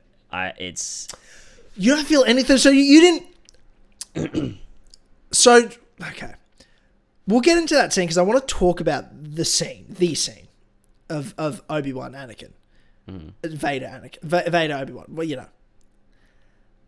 That fight, you don't seem like you enjoyed the fight. What didn't you like about the fight? Well... It wasn't more choreographed? The choreography was fine. It was the best the show's done. I think the camera work was the same as the show's been, where it's just a bit weird. I don't know. Shaky camera, I agree with shots. some shaky cam, but I thought this did it better. It did it The shaky cam wasn't as bad, and there was some non-shaky cam shots that were really good. Like that, one of the transitions from when they go to the open space to they're like in the sort of rock city, whatever the fuck that is, where it's like panning from like the sky and it's like following them down, and they're doing a lot of aerial shots. I thought there were some really good shots in there, actually. It was better than a lot of the show, but I think ultimately... I mean, I think what I would have done is had a lot more interesting shit going on in terms of scenery. Like, you want to be using the scenery to your advantage when you're filming something like this, especially between two characters like Obi-Wan and Anakin, like Darth Vader, like having them clash. I mean, that's why the Battle of Heroes is so strong, I think, is because you look at the set design and the scenery and like the way they, like the fact that it's on a lava planet, that's so perfect for like the way that their relationship has gone, the fact that there's this huge conflict between them, the way that Anakin is completely torn up inside, like seeing the lava just like, you know, like come over this fucking like base they're in and everything, and they're climbing all over these things and everything's breaking apart. It's brilliant. It looks absolutely incredible. And I just think that this fight was just on like an obscure rock planet where like there was just a lot of rocks and it was nighttime, and like there's not a lot of like lighting besides the lightsabers, and I don't think that was interesting to look at particularly. I think I sort of felt like the tone was set in the opening shots of the fight, that I really like that's how they did it, because I think the shot was when it's like a really wide shot and Vader's walking and you see the moon like in the sky. I'm like, fuck, this looks like a fucking Star Wars like moment about to happen. I just felt like this didn't need that.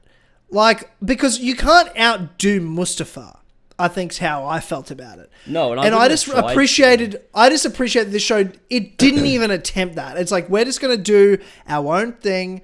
We're not going to make it like a big scenery thing. It's going to be about the fight and how it's different from the first. Very force heavy for both of them. They're not the same with the saber as you both used to be.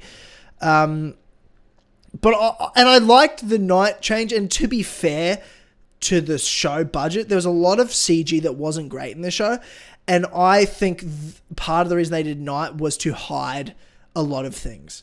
Because if you were to lighten up that shot with all those rocks when Obi-Wan raises it, I think those rocks probably look like they're 2 pixels. Yeah, well, I think the fact that it's at night, you have the illusional, bad though, right? Like, I don't think that's an excuse. I think that's bad. I do think it's an excuse for the sense of like from like if I'm the director, because like, well, I only have so much money. What the fuck else am I supposed to do? I'm not the director. I'm just I don't saying. Care.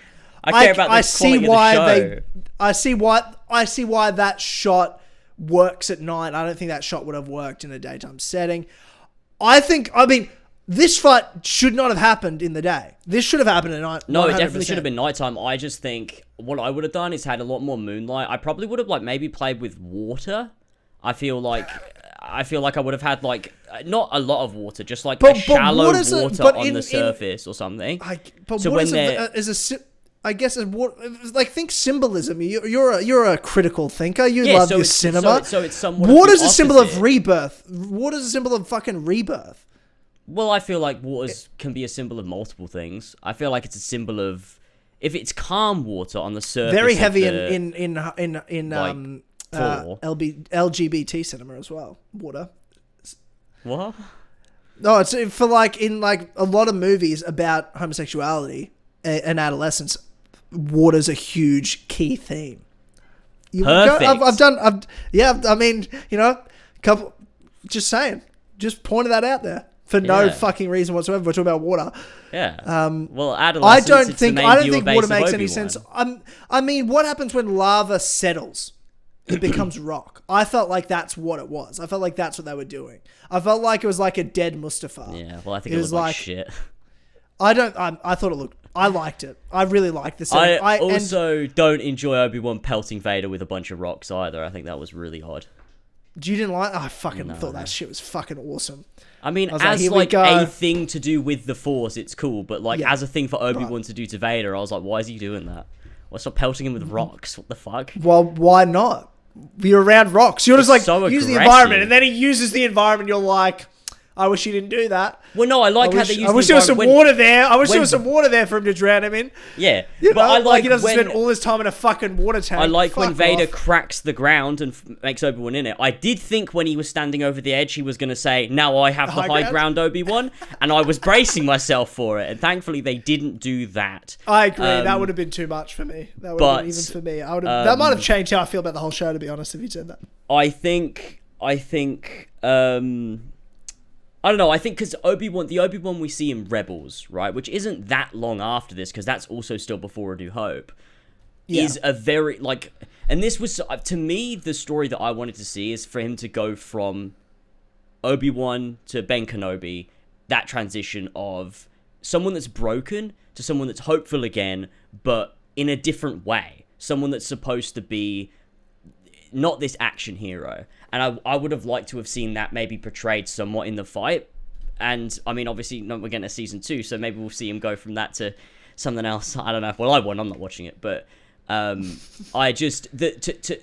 I would have liked to see the Obi-Wan that defeats Maul with one stroke of his lightsaber, because that, to me, has infinitely more depth than anything we see in Obi-Wan. That moment, that just no words are said, nothing at all, but just... so much is conveyed in just one movement of his arm to go from his original fight pose to the different fight pose to then strike down Maul with one strike is just, there's something so powerful about that scene that I didn't get any of that from this. And I think as well, like we talk about the Anakin scene with the mask and stuff, like I've already seen it, so I think it, I've seen it in context in a better story. And so I disagree. I just so disagree with that. And this is my big reason for it. Is like, okay, it happened in Rebels, which I could be a dick about and say doesn't fucking count because it's animated, which I fully believe. And don't get me wrong, I've seen the scene in Rebels. It's fucking great, and I loved it. But that is not Anakin Skywalker. That is a different fucking actor. It's like, but it's written better. So it's better. It doesn't mean anything to me compared to this. Hayden in a bad Hayden's story Anakin. is not as Hayden's Anakin. as someone else in a good story. No, I don't feel anything for that scene, like for that compared to a Hayden Christensen performance. Because if I'm watching the Star Wars like story from start to finish, I'm not watching Rebels. I'm not watching, like, you're watching the movies, and you might watch like, maybe you watch Rogue One if you want to fucking do that before. Maybe you watch Obi-Wan. You do that shit with the main characters. But to see, Hayden Christensen's Anakin in Revenge of the Sith to the Darth Vader of New Hope, I need to see the transition. This show was that. And Hayden getting to have that performance, I don't think it took away from the Rebels one. I don't think it was shit because Rebels have done it. Because it wasn't the same scene anyway. It was in a different context with a different character. It's very similar though. And a different actor. Like, it's not even the same. And it's great for... If you're a fan of Clone Wars and Rebels, you got to see the actor that plays Anakin. And then he goes to Darth Vader. But you got your moment where you get to see, oh, there's that transition. Oh, it's that is the same character. As a fan of Hayden, he got to get the same thing, and he fucking deserves it more than a fucking voice actor does, with the greatest respect. I just think, look, for me, the way I look at anything... Dude, Ahsoka has been real for about 3 minutes. What the fuck are we talking about that she deserves this scene more than fucking Obi-Wan Kenobi? You're not gonna win over the Star Wars fans this time. They're on my side. I don't give a shit about the Star Wars fans. Like, Ahsoka Ahsoka? I think I broke you. Ahsoka? And you're going to be like, Ewan McGregor's Obi-Wan is the only character that deserves, and I want to see, get this scene. Great that Ahsoka also gets it. I got no problem with it. But don't ever tell me Ahsoka's the one that gets it and Ewan doesn't. Well, Obi-Wan doesn't. Yeah. It means so much more Ahsoka's for Obi-Wan was to have written this better.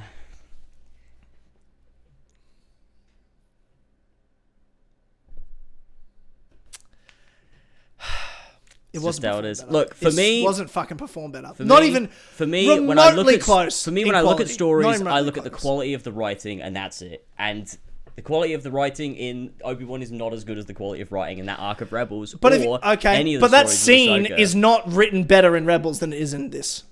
It is delivered better and is written better in this than it is in Rebels. I think I'll give you that. The one line is probably better, yeah, maybe. I don't know. Ewan McGregor, the way he said, I'm sorry, Anakin, for all of it, like that emotion, and then he walked away and left him again. Yeah. Yeah, good. How many people do you think Vader killed because Obi-Wan spared him again? He can't do it, bro. He let it go. He's not going to kill Anakin. But the whole point of that moment is that he separates Anakin from Vader in his mind. That should have been okay, I can kill him now. Yeah. Which is why he raises Luke to be a murderer. Yeah, he didn't need to. He didn't need to do it. I was fine with that. I'm spitting. That's crazy. You can probably see that on screen. That's crazy. You're insane. That's insane. Nah. That's insane. He has a moment where he goes, "Oh, my friend's truly dead. You're literally not Anakin. I will let you live." For a Jedi, it's not the Jedi way. They've fucking established this. He raises Luke to kill Vader. He's got to face him. Because Luke says time and time again, I can turn him. Yoda and Obi-Wan are like, nah, mate, kill him. Nah, mate.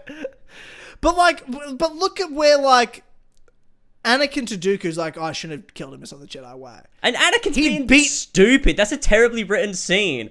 It's dumb. Because he should have killed him. Because all the Jedi are like, great fucking job, mate. Good stuff. When have Jedi ever really been against killing their enemies? They do it all the time. Yeah. I just felt like it was like a moment of he doesn't need to. He's beaten him. He beat the shit out of him. But he's also beaten the shit out of him before and cut off his limbs and let him burn to death. And he survived. So I think you would just survive. So he didn't kill him, did he? He didn't kill him. Did he kill him? Did he kill him? Hey, James, did he kill him? No. He didn't kill him. He didn't kill him, did he? He didn't kill him, no. He didn't kill him. But then he should learn from that and go, should probably finish you off now. You know? Yeah. Same way Vader probably should have finished off Reva as well, because he killed her as a youngling, but then she didn't die. Don't even get me started. I can't defend the Reva stuff. I don't even want to talk about the Reva stuff. I can't defend it. But the reason you can't defend the Reva stuff is because you have no emotional connection to her prior to the show, and you can see the writing for what it is. But you can't see it for Obi-Wan and Vader because you want to like it so much. I think that their fight and that scene was everything I wanted from the show, ultimately. I can see that, and I can accept it. And I'm happy for you. Getting to see Hayden with the mask off, and the lines that would, and the way, and fuck anyone saying Hayden's a bad actor after this, because he fucking nailed that. I mean, he was wooden as ever in this show. In those flashbacks, he was the same. He wasn't. Exactly he the was same. not. I'm sorry, I love him, but he was the same. I don't agree with you. I don't agree with you. You really think he was given a strong performance? He got... the flashbacks was 2 seconds. I thought he was great. You're right. I thought he was great. Yeah. I don't think that was what I was going for. I thought his performance in that moment, the line of I'm not your failure, Obi-Wan. You didn't kill Anakin Skywalker, and the pause, the smile, the grin, and then the I did. I don't know, man. I couldn't have imagined it being done better. This scene we're talking in a vacuum. I'm just talking about this scene right now. I couldn't have written that part better. It gave me what I wanted because it closed the book on Anakin for me, and it's really the first time I've understood that they are different people and believed it. Because I'm like, you try to separate it, and I'm like, yeah, but it's the same dude. Like, I don't get it. But to have him literally sit there and be like, you are so fucking crazed. You're so far gone in the dark side that you literally aren't even Anakin. You don't even see yourself as Anakin. And literally to be proud of the fact he's bragging that he's the one that killed Anakin Skywalker. He's like, no, I'm not giving you the credit for that, Obi-Wan. You didn't fucking kill Anakin. I did. I killed him. And to imagine, and there's a lot of depth behind that because it's been 10 years of probably him killing Anakin within himself as well.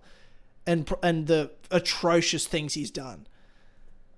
And for then someone like Luke to then be able to redeem that means even more for his son to be able to do that in Return of the Jedi. It does, but also... I think it strengthens the other movies, which isn't that the point of it? I don't think I like Star Wars at all, I'm going to be honest with you. Because I'm thinking about Return of the Jedi now, and I'm like, yeah, okay. How does he turn him back? That doesn't make a lot of sense, does it, actually? I don't like it. He has a whole bit of dialogue before, and he has Obi-Wan once thought as you did. Which is the main thing I thought the show would have been about, and it's what I would have written it about. Yeah, I don't remember Obi-Wan ever really thinking like that. I don't remember seeing I that. think the only way I can headcanon that at all for myself, and I'm like, look, I guess I'll have to take that as what it meant, is when he stops and goes, Anakin. And he apologizes to him. And it's thinking Anakin's still in there, and he's sitting there like, I'm not fucking here, mate. That's all I got, really. And that's the only thing you can say. And I'm like, I guess I'll take that. I thought, if you would ask me, the first 2 episodes, let's keep them the same. Sure, we could have done better with the second episode, but let's say the first 2 episodes was like, cool, this is going the way I want it to go. Then you give Leia back in episode 3, and then it's about Obi-Wan trying to turn Anakin. That's what the show should have been about. Yeah. I think, and then have the same ending you had, at least with the Anakin Obi-Wan shit. And then cut the Reva stuff. I think cut all the Reva stuff, you get way more time then with Obi-Wan and Leia. Like, you don't... Episode 1 and 2, and even, like, 3, like, the bits of 3, you can have so much downtime with just Obi-Wan and Leia. You can have so much time with just those characters, and... I mean, you've also got to, like, cut out all of, like, the contrivance that moves the plot along, because I just can't... I can't take that seriously. Like, this is too much of it. In episode 3, do you mean like the I mean, like, Rebel Leia, was like there's a couple moments. There's like Leia after like she shows a lot of intelligence. There's a moment in episode 2 where she says like this quote. I can't remember the exact quote, but Obi-Wan's like, "How are you even 10? You sound so smart and everything." And then how old are you? And she's like 10. He's like, you don't sound like you're 10. And he Thanks. she then doesn't trust him based very like it makes sense. It's a logical conclusion. It makes sense for her to do that. It's like a good survival instinct. Is after seeing I can tell you're lying to me. On the seeing it on like seeing the picture of him on the wanted thing, she's like, oh, I shouldn't be trusting this man that I don't know. You also know Leia, and what they did with her in the show was show her ability to read people, and it's like, and you know because she's strong with the Force, and her strength with the Force is literally being able to like read people. Yeah, and sense them. I think they do a good job to establish that, especially episode 1. And I think like going from that moment where she distrusts Obi-Wan to then the moment in episode 3 where she just becomes stupid. Like she's like, oh, let's just go get on this random thing here, and Obi-Wan's like, no, see, I didn't find that. And she's like, I didn't find that stupid. I thought do it. No, see, and I Obi-Wan doesn't say anything. He's like, okay, even though like it is really dumb. No, see, I didn't think that was dumb because I felt when I was watching, I'm like, oh, she's confident in her ability to lie her way out of this. That's how I felt about it. I was like, oh, she knows, she understands the danger because he keeps saying, oh, there's danger, but she's like, because she came up with the reason I thought it was like a plan thing for her was because when Obi-Wan's sitting there like trying to come up with a lie, he doesn't know shit, and she's straight onto it. She's like, fuck, I'm all over this shit. She like covered their stories every second. So I thought that was what like was why she was confident enough to get into that situation, because she's like, I can fucking get my way through this. That's no problem. Maybe at a stretch, I guess I can see it. That's like watching it is all I thought from that point. I will give you contrivance later, but I felt like that particular point was like her confidence. There's also bits like, okay, so Obi-Wan, who was served in the military. Did you like the scene on the truck? I liked. Yes, with Leia and it's a bit more complicated than that. I think I like the moment where Obi-Wan and Leia speak. I don't like how it gets to that, because it gets to that by him fucking up their cover, which, like, he's a military guy. He was a general in the army. Like, he shouldn't be... Like, how is he fucking that up? Like, how is he saying the wrong name? Like, just say... Like, you know what you're doing, man. Like, come on. This is a weird... Like, it's weird. He was a bit off. He was a bit off early. He was a bit off early. The guys he just found out Anakin's alive. He's a bit rattled. Man. Yeah, I guess he's a bit fucking rattled. The stormtroopers get on. I feel like you just don't get Star Wars. I think what we're establishing is you just don't get Star Wars. Star Wars is dumb, I know. They get on and they say, "Oh, tell us your story." And he's like, "It's a long story." They're like, "It's a long trip." It's not a long trip at all. It's 2 minutes. Max, which is a weird thing to say, just odd dialogue. And then you've got, like, the mistake that gets into the conversation, and I don't know if I like the whole, when she says it, like, "Oh, you my father," and he's like, "I wish I could say I was." I'm like, to me, that's an odd thing to say, and that seems more of, like, a nod to the audience, because we're like, oh, he knows it's Vader, so, like, he doesn't want to say it to her. Like, I don't think that's real dialogue. Like, if a kid asked you, "Are you my dad?" and you weren't, like, and their dad was like an evil killer, you wouldn't say, like, "Oh, I wish I was." Oh, you mean Obi-Wan's line, not her asking that? Yeah, I mean his line in response. Right. Okay, that's fair. I like that she asked, because I'm just vibing that it's like, okay, she's got the Force and she's just good at sensing people's feelings. Yeah, and I think she'd been saying, "You're lying to me" for 2 episodes now. So I felt like the look he gave and her just been like, she knows she's adopted. That's been established in the first episode, that she's obviously insecure about it. She thinks about it. So it's for a 10-year-old to make that attempt, for this person to come rescue her dad to try, like, I got why she asked it. And I thought when he said, "I wish I could say I was just him trying to be like, I don't know, nice guy covering up. Like, I know that you obviously think about that. I just think he could have done it in a more subtle way. He could have just said, "I'm not." Like, but he didn't need... I just think it was weird for him to say, "I wish I was. I wish I could say I was." I'm like... Can I tell you something that might surprise you? Okay. Is that I loved this line of dialogue, and that's how far it got with, like, "You knew my mother," blah, blah, blah, like that. I actually don't like that they had a follow-up to this conversation at the finale. I don't think you needed to go any further than that scene. No, personally. Me neither. I felt like it was too much in the finale. Like, I'm fine with it, I guess, but he didn't need to say to her, "These are gifts from your mother, these are gifts from your father." Like, yeah, I know. That was too much for me. I like that it was just this subtle thing. She knows that he knows something. She knows that he's important and knows more, but she doesn't know any more than that. The line the stuff he says to her is almost the same as what she says to Luke in Return of the Jedi about what she remembers about her mother, and, like, that makes it worse for me, because I'm like, oh, wait, are they trying to say, like, she thinks she remembers, but it was actually what Obi-Wan told her? Like... Yeah, because I was just headcanon that, like, Leia just has Force memory or something. Yeah, again, she's a people reader. Like, she remembers it because, like, she just remembers her it's ingrained in her. Yeah. Seems reasonable. That's how I was. Yeah, exactly. So that's I think why it didn't need to be explained to me. It didn't need to be explained. I felt like it was explained. It was, like, implied.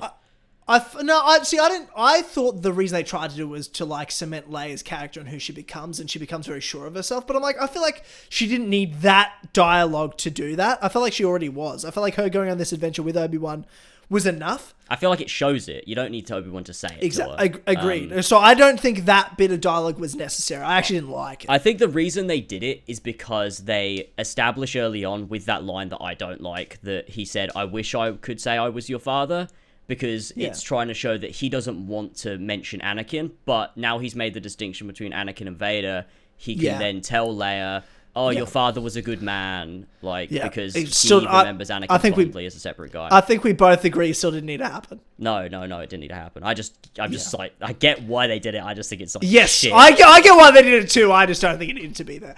Again, I mean, I feel like Leia, I thought the actress was great. If they ever have Leia again, which I'm sure they will, I'd probably just rather them keep this girl. I don't want them to do another recast. I think she was underused. I think she was great for most of the show. I agree. And I think she was really underused because they wanted to focus on some bullshit stories in the middle, and it was like, you could have had so much more downtime. Episode 5 and 6 like, it just felt like they forgot about her a bit. They really did. Like, She just I'm like, vanished. she should be the focus outside of Obi-Wan and Vader. Yeah. Not Reva. It should be Leia. Why the fuck are we focusing on Reva? I do find it weird that they sort of like, and I'm not a big like canon guy for Star Wars. I don't want to critique this show based on like, does it fit into canon or not? Because I think that's kind of a bit dumb. But I do find it weird that she's like so good with tech, and then in like Empire Strikes Back, she's like struggling to like turn a lever on the Millennium Falcon, and Han Solo has to help her because she doesn't know how it works. Which is like, yeah. Well, you know, bit inconsistent. Yeah. Well, I mean, I felt like she wasn't doing shit with the tech stuff. It was Lola that did everything for her, in fairness. Maybe, but she could like, I don't know. Yeah, no, I get what you're saying. And I guess they were trying to give you the nod of like, well, it's pretty believable Anakin at the same age built a fucking pod racer. Yeah. You know what I mean? There were meant to be parallels. It was never a stretch from, and I thought it was nice for them to like, Leia's not just the strong female that's like Padme. The lot of the show was like, she's a lot like Anakin. In fact, she's probably more like Anakin than Luke is, in many ways. Mm-hmm. I do like that for all the shit I dislike about the sequels, my favorite part about it is Ben Solo, Kylo Ren. And to add to the fact of why his name is Ben, I appreciate that. Yeah. I don't think it's a huge stretch to believe that Leia knows Obi-Wan at all. I think it's... I have to say, I think it is a bit weird, because... And it's like another one of those things where it's like, canon does... I don't really care, but also, like... At the same time, like, I feel like you kind of should have considered it, that, like, her message to Obi-Wan is, like, General Kenobi, you served my father in the Clone Wars, and now he begs you to help him in his struggle against the Empire. And it's like, that doesn't sound like she knows him. No. Now, here's my only possible stretch, and it's a stretch. Of course it's a stretch, because it's not real. Well, it's Star Wars.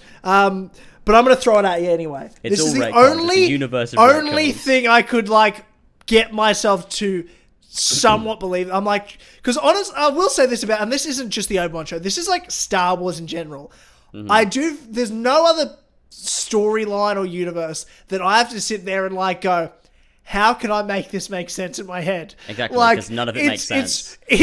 And that's definitely not just Obi-Wan. And that's why I guess I don't care about canon. You going so hard on Obi-Wan. I'm like, this is not worse than any other Star Wars. In terms of the stretches. What do you think is worse than the prequels? Yeah, 100%. Oh god, okay. Anyway, the sequels? It's about the same. Like, you know. Okay, anyway. Just like shit. Yeah. Yeah. Oh, fucking hell. It's like, I'm not going to rank shit, you know? I don't really care. It's all down there. Okay. Look, so how does this fit in? The only way I can headcanon it. I was like, is this why they put this bit of dialogue in there?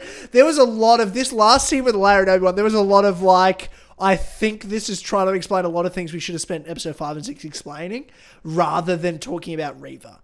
Mm-hmm. You know what I mean? And like, this isn't, and I know Moses Ingram's been getting a lot of shit from terrible fans and like fucking racist shit. This isn't a fucking gripe on her. I know she's a great actress. This is just the writing of Reva. She was written terribly.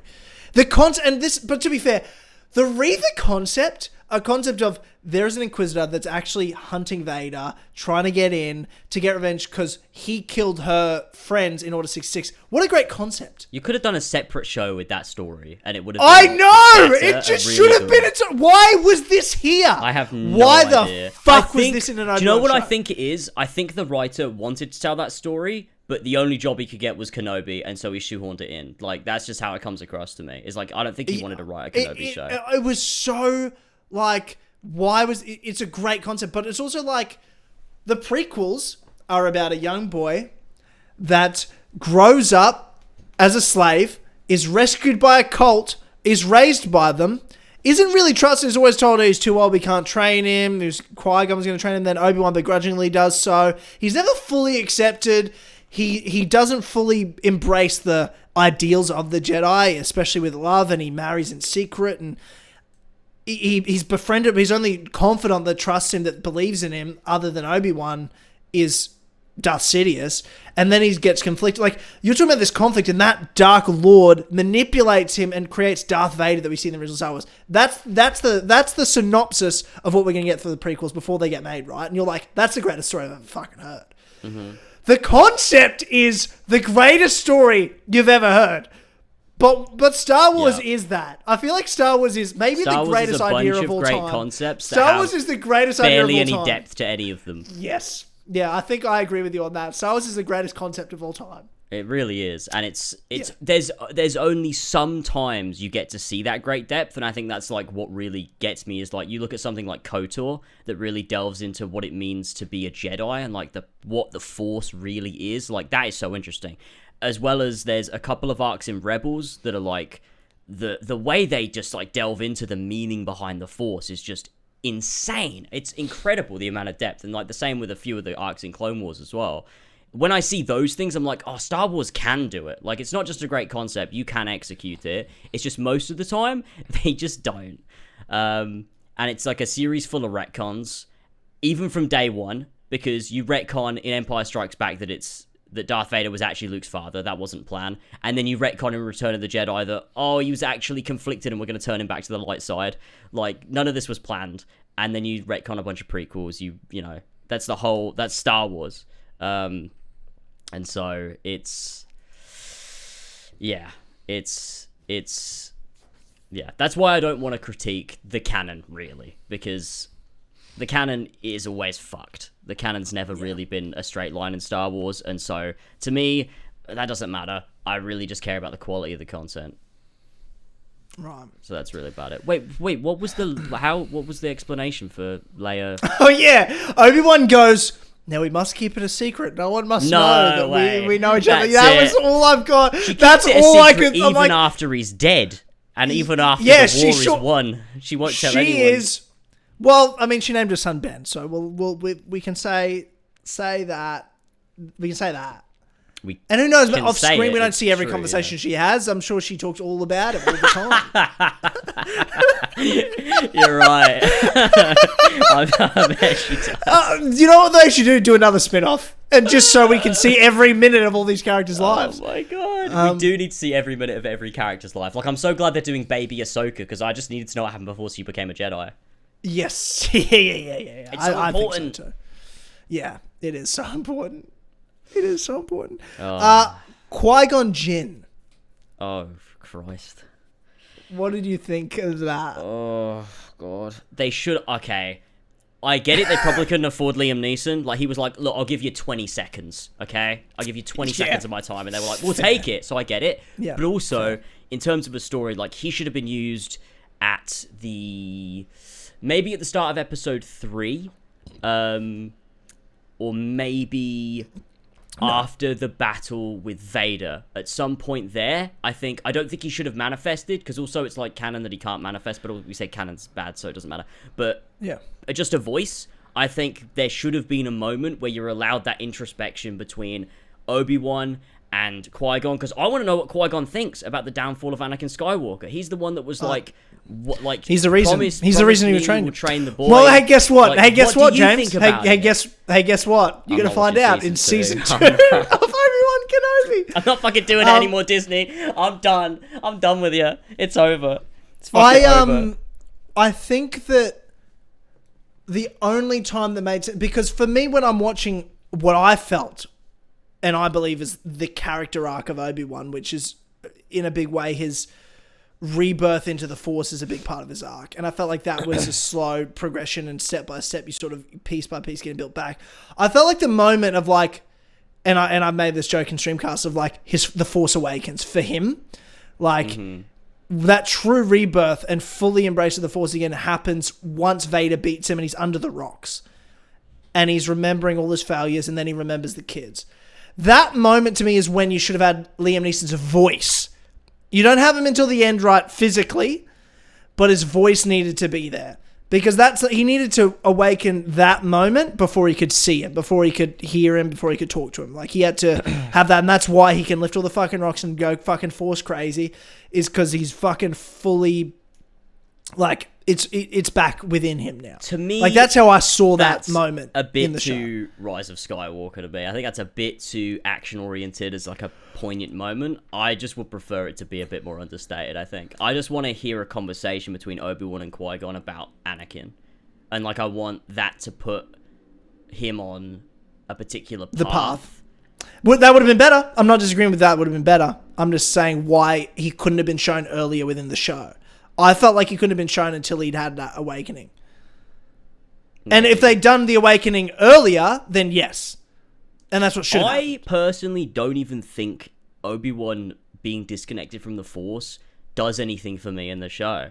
I think you could have had him using the Force from the very start, and I don't think it would have mattered. I think the real conflict for me comes from him discovering Anakin is alive, and that being the conflict. Not really this... Oh, I don't believe in the Force anymore. If I was the writer of this, again, this is what I said. I'm like, if I was the writer of the show, this isn't the show I wanted. I'm both disappointed and fine. Like, I'm happy with what we got. I think it could have been a lot fucking worse. And it gave me all the things in my checkbox that I wanted to see. All the things I want to see, and all the things that were in my checkbox I wanted to see were good. The outside shit, like, you don't care about the canon. I'm like, I don't give a fuck about that. Who gives a fuck? Yeah. Who cares about Reva? I don't care. Like, I don't give a shit. Yeah, she was in the show. Whatever. Like you said, I agree. The canon show is such a fucking mess. All you can do is take the things you like from it and try to enjoy that. And I love Obi-Wan and Anakin, and I just wanted to see that. And I wanted the checklist. I wanted Obi-Wan to rediscover finding out Anakin's alive. What was that moment like? It was fucking awesome. Ewan McGregor did a great job. The fight was fucking incredible. The dialogue between them, the connection from Hayden's Anakin to Darth Vader. The emotion of, like, from Revenge of the Sith, Obi-Wan's just mad at Anakin. He's so fucking angry that this person's done what he's done, and after 10 years of, like, settling on it, where the anger passes and you just have regret and sadness and guilt, it's not an anger conversation, it's I'm sorry. I know you fucking did it, but I'm sorry. I'm taking responsibility for my partner, whatever that is. And then having that line of that you can take as both from Vader and Anakin saying, I'm not your failure. Because Vader's like, I'm not your failure. I fucking won. I'm the one that killed him. Whereas Anakin, you can take from the Anakin perspective of, I'm not your failure. This isn't your fault. This is my fault. Like, it was both a Vader taking responsibility for his actions and Anakin taking responsibility for his actions. That's what I liked about the way that dialogue was written. Both characters could have been saying the lines at the same time. In fact, I feel like they were.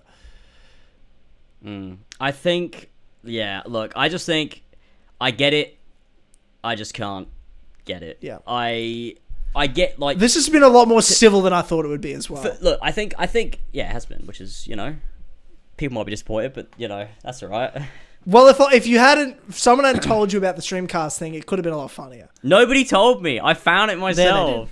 You're a liar. Who do you think showed me it? Go on, blame someone. I don't know. Well, who likes to ruin things? Look, let's be honest. Who listens to Streamcast? I mean, that was a genuine question. You just laughed at my friends, so... Well... yeah. Well, I'm the one that's on the show all the time. So, I mean, they listened when... I feel like they get viewers when I'm on. In fact, all the highest viewed episodes are when I'm on. That's just a fact. That's objective. You can look at the numbers. Yeah. So... True. Yeah. I mean, the highest viewed Streamcast episode of all time I was on. The highest viewed episode of Streamcast for Obi-Wan were the two that I was on.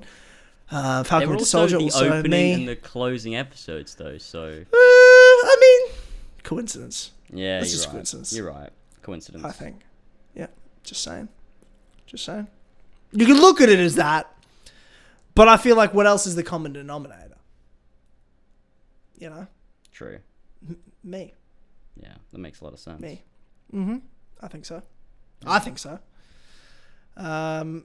Is there anything else you wanted to add? I mean, you've got a whole video you're going to make. I do. So I'm sure you'll critique the shit out of it. I'm surprised. I was expecting rage and vitriol from you at me during this conversation. Yeah, no, I think, to be honest, we're kind of on the same page. It's just you like it more than I do. It's like I don't like it and you do like it, but we both see the merits and the flaws in it in the same way for a lot of things, which is like... I think so. I don't know. It's weird, I hey? feel like we don't disagree. I just think that I think that you really want to like it, and so you're picking the bits that you love and you're finding meaning in it, and that's cool because that's the point of art. Whereas I think for me, like, I just don't care. Like, I don't need to like it, and I'm happy to hate it. So if it was good, I would have loved it. But I think I just really wanted to like it, and as long as they did, again, my checklist, as long as they did the checklist, like if there was no, like if that third, imagine if that third episode was their face-off, and they didn't fight again at the end, I'd be like, I'm fucking pissed. I'd be like, this is the worst piece of shit I've ever seen.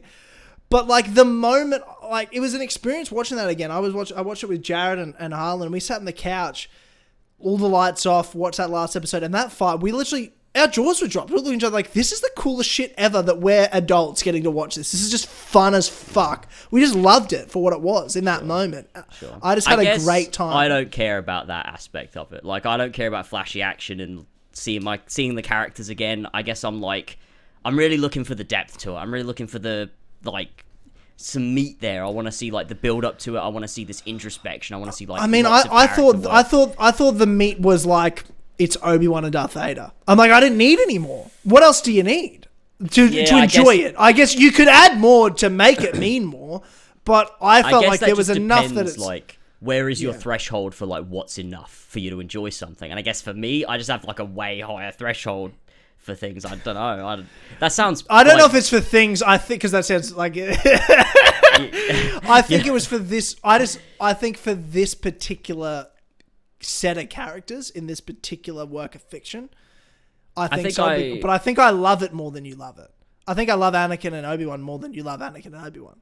I mean, I love the prequels more than you love the prequels. But maybe, I mean, there's also like the idea that maybe Clone Wars ruined it for me. Like, I've seen so much depth there that, like, when I go back and I watch, because I watched Revenge of the Sith before Obi-Wan Episode 1, and I was like, oh no, this isn't good. It was like the first time I've ever seen Revenge of the Sith and realized how bad it is. Which was like not nice. Right. No, I've done that already and then come back up again.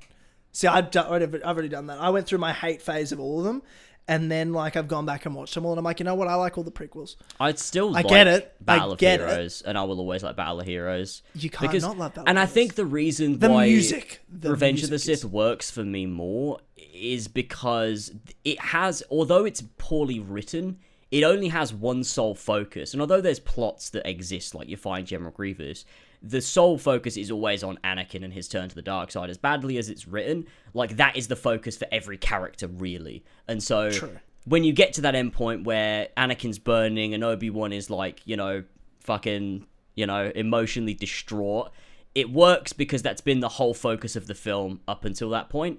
Whereas in Obi-Wan, I felt like I was juggling so many things that didn't give enough depth to any of them that when I got to the end, I was like, I didn't know what to feel. I was like, okay, I've had the fight and like, yeah, there was some good stuff, but like what was the point of any of the build-up to that? When you could have just had the fight on its own and it would have worked. And cutting between that fight, which I think, visually speaking, choreography, for me meaning as well, but I thought that Vader Obi-Wan fight section...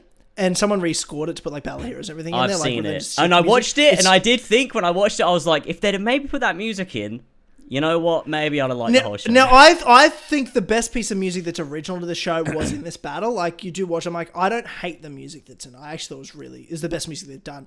It's not as good as Battle of Heroes, but Battle of Heroes has had 20 years to digest and be memorable. I can't believe they didn't use it. Like, that's... I can't either. I'm fucking shocked. That's crazy. You don't even have to use the exact version. You use an altered, different version of it that suits these characters. Like a remix version. Yeah, totally. How would you not do that? It makes so much sense. I thought that's what they were going to do. I thought that... But they also... Do you want to know what my least favorite part about the show is? The music. Yeah. How the fuck they didn't just use it? Yeah, it's you've got the rights. Just use it all. It's really odd. It's like, why when write new stuff the first time Obi-Wan uses the Force, why wasn't it playing the Force theme? What reason was there to not have that played when like they use Leia's theme but only at the very end? Like I don't think you need to save it for the end. Yeah, Same with the Imperial March. March. Like, what are you doing? Like, use it. It was used in Revenge of the Sith. It's not like it's a crossover point where it can't be used until the end of the show. Like, it was. They used Leia's theme. They used the Force theme. They used Imperial March in Revenge of the Sith. It can be used in the show, and it should have been because it would have been tonally appropriate. I agree. I totally No, I'm with you. The music, like throughout the weeks watching this show, I was like, I'm missing the music. That was the thing I was missing the most. Yeah. And the rescore of it and stuff, watching that, I've watched it fucking 50 times. I just think even without the music rescore, just the 9 minutes itself of the battle and the scene, it's top 3 favorite Star Wars moments for me of all time. I thought it was that good. I will say the rescore is really good. I think it makes me appreciate the fight a little bit more because I feel emotionally invested because the music resonates with me. So it's like I can feel it a bit more, and I really like that they use the track Anakin's Betrayal when you his Dark Deeds as well, and they mixed them together. It's really, really good. Like, that's good music design. Like, that should be like Disney need to learn a thing or two. Yeah, I know. For Star Wars and for Marvel. Like, you know, you got some really good pieces of music. Why aren't you using them more? Music is so important to tell stories and get emotion. It's so important, especially when you have character themes that you've established 20, 30, 40 years ago in some cases. Like, use them. Why are you using them? Yep. Totally with you. With you on that. I just, on its own, that battle, the scene, everything, it's one of my favorite things Star Wars has ever done. And I think for that alone, I'm like, I can't hate the show. I just can't. I can't. I just love that. I love that part. I love those characters. I love those actors. I've enjoyed the build. I had such a great time with the show. I had such a great time with the build up to the show, watching Hayden and Ewan in interviews. I watched so much coverage of this. I watched so much Clone Wars and Rebels in the lead up to this fucking show. You got me watching cartoons and shit because I was so jacked up and pumped up for Obi-Wan. That, like, I was pumped for it. And my big thing was, and it's like, I guess that I can't, and where you and I differ is like, and it's where I struggle with cartoons when they're also live action more than anything. Like, I love South Park. I love The Simpsons. Like, I like cartoons. But a cartoon of a thing that's also live action, I can't get them. Because I'm like, that's not Anakin. That's how I feel when I watch it. I'm like, that's not Obi-Wan. Yeah. Those aren't the character. They're different interpretations of the character. It may as well be a different fucking canon. For me, that's how I feel about it. Complete opposite. I can't take the animated ones seriously when they become live action. Like, to me, I'm like, that's not the character, especially when they were conceived in animation. Is when it's I guess, but I can see how you think Ahsoka is the animated, and I'd agree with you because I'd seen Ahsoka in animation before live action, so I get it, but then I'm not disagreeing with you though in that. I'm just saying either way it goes, whatever came first. And if live action's first, which it was, I'm not like, what the fuck am I going to watch? Like, that to me, when I watch the animated version, it's not the same. Like, do you watch that? Like, you obviously do watch Clone Wars and like, well, that's Anakin and Obi-Wan. And I'm like, it's not though, is it? It just isn't. To me, it's the same character, especially more so Ewan than Hayden, because I think Hayden's Anakin and Matt... It's very different. Matt Latner, is that his name? His portrayal of Anakin are two vastly different takes on the character, and there's similarities, there's some crossover, and it's cool when you get to see that in Clone Wars, but I think Ewan specific, like Obi-Wan, the Clone Wars Obi-Wan and prequels Obi-Wan is so similar to me that it's just the same character. Like, I can imagine that's Ewan McGregor in Clone Wars. Right. Yeah, I guess from what I've seen, I agree that that's closer, but I'm like, it's just, I can't get connected because I'm like, you're not them. And that's why, like, I get that when I look at that Rebels Darth Vader scene, I think it's an awesome moment for Ahsoka's character. I don't feel anything as a simp for Vader, who's my favorite character in Star Wars. I don't feel like that's a Vader moment. See, I feel like it's an Ahsoka moment. What was so great about that moment in Rebels, because like Obi-Wan didn't exist, was that it's the only moment you see where Vader considers, like, you see Anakin for a minute in there, like for a second. You see Anakin, and then Vader comes straight back again. And it's like Ahsoka was like the only person seeing her again after all this time, after she left the Jedi Order, because season 7 hadn't come out yet of Clone Wars. So first time seeing her since she left the Jedi Order all those years ago. It's the one thing that brings Anakin back for a split second, but Vader's just too powerful at that point. And you know, Anakin's still in there, but it's Vader now. And, you know, Luke is the only one that ends up bringing him back fully. And I think that was so cool. Whereas I think having this show now and that moment, I don't know if the Rebel scene even works properly anymore. Because this is supposed to be this moment where... I mean, it does still work, but I think that the Obi-Wan show is supposed to be this moment where Vader completely... Anakin's gone now. But then you see Anakin in Rebels. But he can't really ever be, right? Because... yeah. Obviously, Luke brings it back. So he's obviously not dead, but it is supposed to be like I think it's that prime moment of... Yeah. And I think that's why... Because there's way more conflict in the Obi-Wan scene, whereas in Rebels, it's way more distinct. Like, Vader is Vader, and then you see Anakin for a second, and then it's Vader again. And I think that's... So it does work, because it shows that Anakin's still in there, but he doesn't have nearly as much control, or there's nowhere near as much of him left when Ahsoka comes to see him. Yeah, and it's even just him trying to like almost convince himself, like when he says Anakin, he's like, Anakin's gone, I'm what remains. It's just like this weird fucking way he sees himself is just so insane. I'm what remains. It's like, I'm not even a full person. And yeah, and you didn't kill Anakin Skywalker, I did. I don't know. And the way they combined the voice was just well done. I'll never get over that scene. I thought it was perfect. And it just, as a person that loves like Revenge of the Sith, Battle of Heroes, and I look at that and then I'm like, I can't believe we got to have this moment again with Ewan and Hayden, Vader, Obi-Wan, but the perfect transformation where now oh god, if they do a season 2, fucking, I don't want to see Vader at all. Not a second of Vader. That's it. They can't. Did you see that tweet that was like, they should bring back a battle-scarred General Grievous hunting down Obi-Wan? That'll be season 2. No.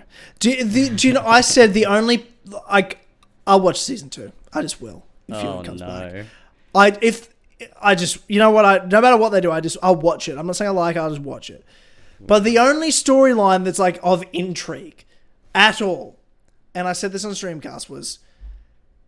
What do we need to know about Obi-Wan? You can't character develop him because he's now the Obi-Wan that we see in A New Hope, right? He becomes that. I guess. So okay. Well, he smiles a bit and he says hello there, so I guess. Yeah, okay, yeah, I didn't like the hello there, to be honest. A lot of people did. The camera slowly zoomed in and he goes, hello there. And it just sounds weird as well. Yeah, like it sounds like they've dubbed over him with Alec Guinness. I was like, we'll let you have it. It's 2022 and everything has to be a fucking meme, whatever. Everything has to be a meme. The only thing that I'm like, this could be interesting, and it's it doesn't have to be mentioned in New Hope to still be a thing that happens, is okay, so he's got Qui-Gon back. What does Qui-Gon teach him? What does he want to just and he's not committed to like Luke anymore, in the sense of like, he's like, yeah, he lives nearby, but he's gone further away, and he does in canon, he moves further away. He does. He lives in a little house, and maybe he wants to explore something about himself. He mentions that he remembers having a brother. Oh no! And I'm like, does he try to find his past? No, please, no. I'm just saying. No, it's the only thing. It's the only thing. Allowing Disney to do this, I will intervene. And then wait for it. You haven't heard the best part yet.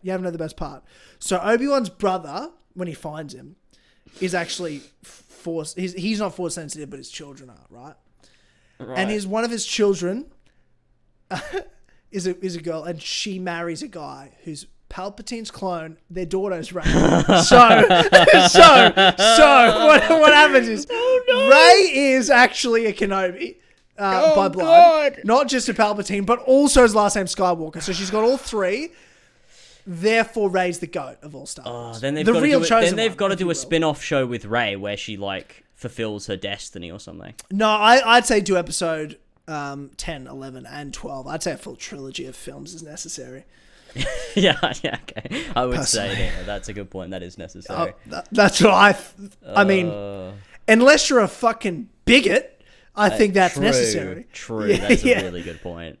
Yeah, I know. True. So I think that Rey, is I think what I think is Obi-Wan season 2 needs to be about, well, it obviously needs to be about Reva mostly. Yes. In season 2. That's definitely. I mean, that's obvious. I felt like I don't think it needed to be said, but I'll just say that anyway. Like, I feel like that goes without saying. Season 2 is mostly of Obi-Wan Kenobi. Season 2 is mostly going to be about Reva. Yes. And she doesn't see Obi-Wan at all. Like, there's no interaction. So it's Reva on the other side of the galaxy, which in the Star Wars universe is about 2 miles down the road. Well, I want her to have like a list in a book similar to what Bucky does in Falcon the Winter Soldier, and I want her to just be like trying to like do nice things for people around the galaxy. And she crosses paths. The reason she's in it is because she'll cross paths because she did something to Obi-Wan's brother. But when she sees him, it's a different time to when Obi-Wan sees him, so it's like they don't see each other. Yeah. Yeah. And then that makes sense. And then Obi-Wan Yeah. Get serious for a second, James. I don't want you I'm dead serious. I want to hear your theory. Yeah. Obi-Wan, gets there. And he also meets a woman. Right. Yeah. He Early does. in the, and connects with her, and she's like his tag along for because you need like the companion for the season. Of course you do. You need your baby Yoda. Yes. And yeah. And this woman is the baby Yoda, if you will, the Leia, the companion character, The Ellie. the Ellie. But grown up, Obi-Wan starts falling in love with her. Ah, right. Okay. Do you want to know who plays her? Who plays her? Millie Bobby Brown. Oh, perfect. That is an adult. Yeah.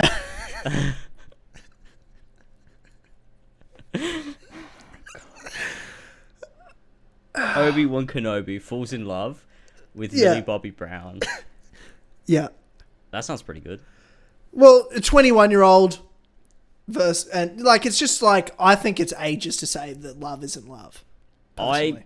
I would agree with you there, I think. Yeah, only once you're over the age of 18, obviously, let's establish that straight away. Oh, yeah. Yeah. Oh, God.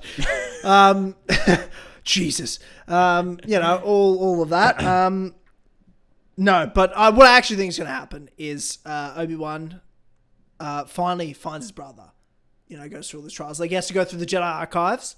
Like, where did they take him from? Goes back to Coruscant. He breaks in, just, inexplicably. Yeah. And in there he sees memory echoes of like Anakin, killing the younglings. Oh, and yeah, then Darth Vader shows up again. Oh. Right? Does it play but the this Imperial time, March, or does it play some obscure but this organ time, sound? You ready for this? This is the trailer. But this Yes. time, it's actually personal. Oh. Because it wasn't the first two times. It wasn't. But this time, the third time. This it time. Is. Yeah. And then he's rescued by Millie Bobby Brown's character. Amazing. And she's a Force user, obviously. Oh, yeah. Of course. Has to be. And rescues him. Then they go planet to planet, eventually find... And in the meantime, Reva's also doing her thing, which is way more important and has way more screen time. Yeah. I would actually say that the ratio is 70-30 in terms of screen time. But you don't have to plan that bit out. It'll just decide on the day, right? Well, I mean, we'll just show up on set, film it, and whatever we get's whatever we get. Yeah. With an iPhone. Who do you think plays Obi-Wan's brother? Jake Gyllenhaal. What? What? That's a good casting. Or John Krasinski. That was so fast. Jake Gyllenhaal. That was just so immediate. Jake Gyllenhaal. Yeah, why not? Jake Gyllenhaal. Yeah. I was going to say Tom Holland. That's even better. I think even it should be better. Tom Holland. That plays Obi-Wan's only very slightly younger brother. Yeah, only very slightly younger, yeah. Like 3 years younger, probably. Yeah. Like, how old Yeah. do you reckon Obi-Wan was taken? Like 3 or 4 years old max? Yeah, I mean, he doesn't remember any of it, does he? He just remembers... he just remembers a brother. He conveniently had a brother. remembers he might have had a brother. If you don't think they're doing something with that, James, you're fucking mistaken. Well... and that's for you real. know, he conveniently remembers that it's there, probably because Disney wanted him to conveniently remember that he had a brother, so they can conveniently make a spin-off show about his brother. It could be called season 2. Obi-Wan Kenobi's brother. Well, no, it's Tales of the Jedi and it's Rey's origin story. Right, of course. Yeah, because she's a Kenobi and a Palpatine and adopted Skywalker Yeah. by marriage, really. Wow. Star Wars is so good.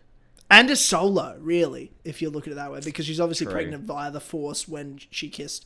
Well, that's how babies are made. That is how When she- babies are made. True. When she kissed Ben Solo Yeah. at the end, she connected. So her child, Yeah.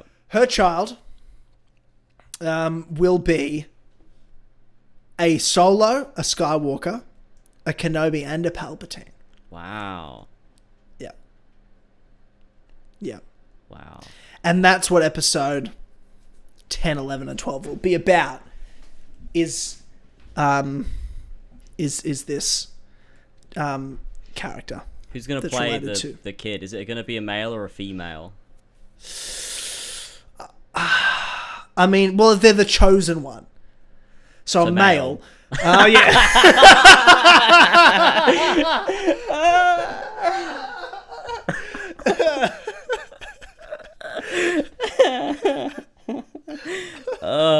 Why? Yeah. How old's the kid in episode 10? I don't know.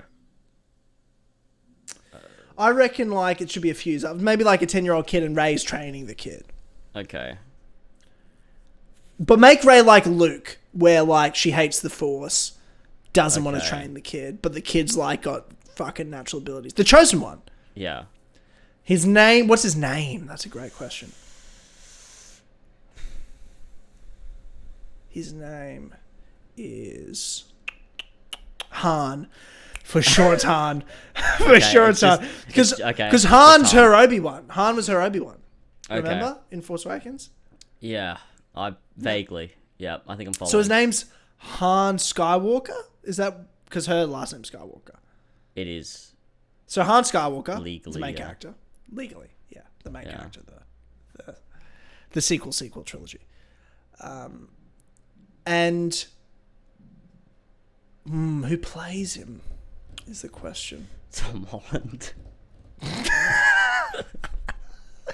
Dude, if Tom Holland gets cast as the lead in like any Star Wars movie, I will die. Oh I my will god! Could you die. imagine that? I could imagine. It's definitely Gotta something happen they would at some do. point. I mean, you know, Surely. I Surely feel like gonna happen at it's some only a matter of time, right? Yeah, I think so. I think so. Oh my god! I mean, I want to see it.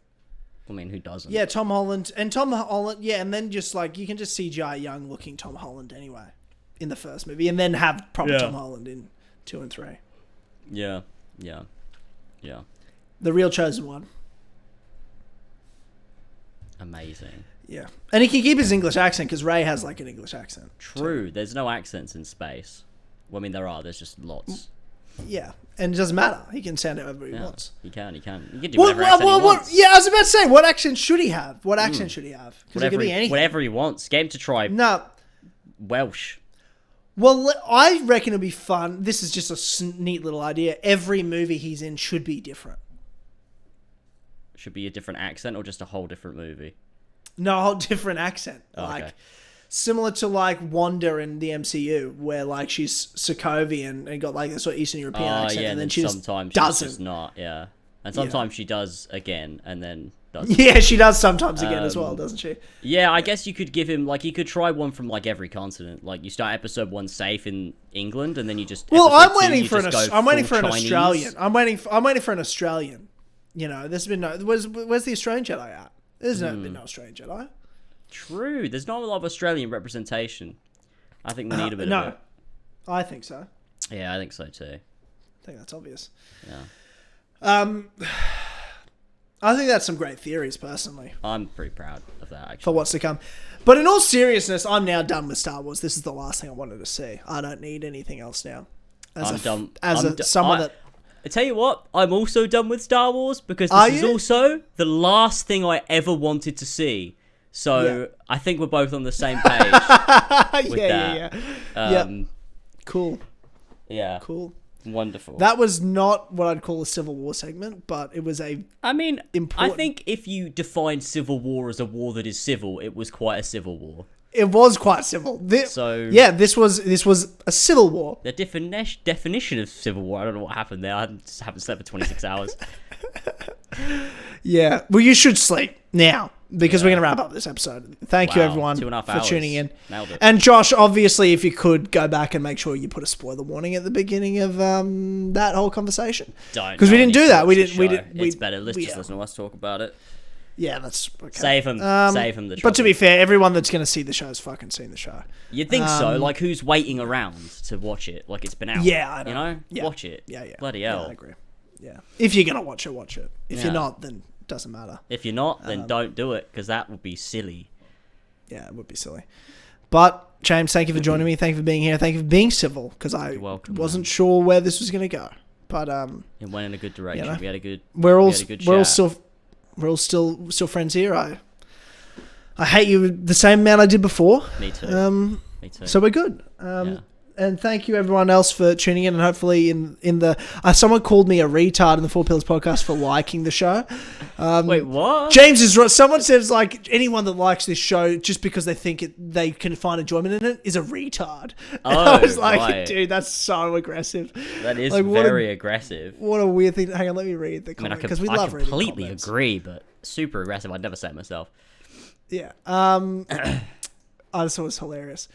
Okay, so James represents a great part of Star Wars fan base that doesn't want just fucking one-to-one moments between characters. He actually he didn't say wants, he said want.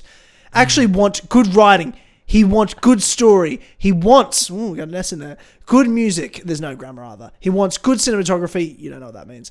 Which for some reason, everyone seems to forget that Star Wars has the money and talent to deliver. That is a failure. It is a fucking failure on every single level. James is right in this situation and everyone else is wrong. If you're just enjoying it to enjoy it and you don't think they can do better, you're a fucking retard. And James is right. And that's the comment. I mean, I would agree I do like good writing, especially in the comments section. So if you could maybe try a bit better next time, that'd be great. Yeah. Although I do agree with you on a spiritual level. On a spiritual level. On a spiritual level, I agree. You spiritually agree with him. Spiritually, I agree. Yes. Okay. Define that. Do you know who I spiritually agree with?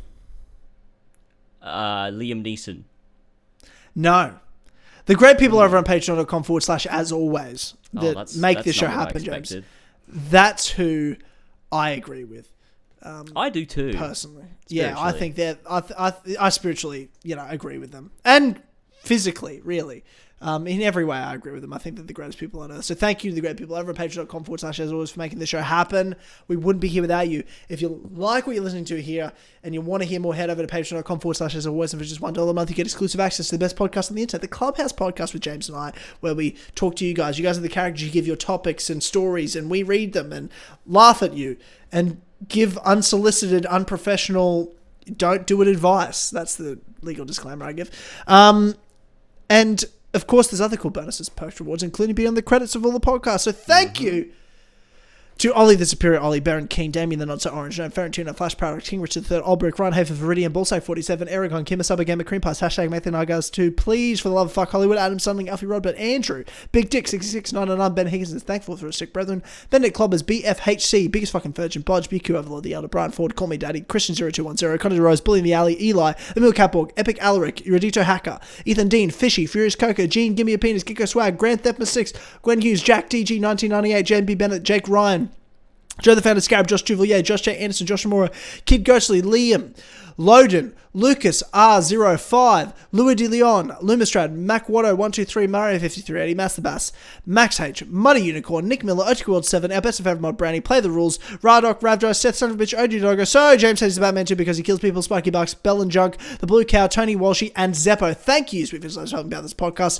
Damn, I'm quick as fuck at reading that list. Beautiful. And we will see you all next Monday for another episode of the Clubhouse Podcast exclusive to Patreon. And then next week for another episode of the Four Pillars Podcast. And go check out The Road Dance with our friend Luke Nunn in it. If you get the chance, check your local cinemas if they're showing it. Or figure out where to watch it, go do that. And of course, subscribe here to the Four Pillars Network. And rate us on podcast services. Thanks. We'll see you later. See you later, buddy. Goodbye. Bye-bye.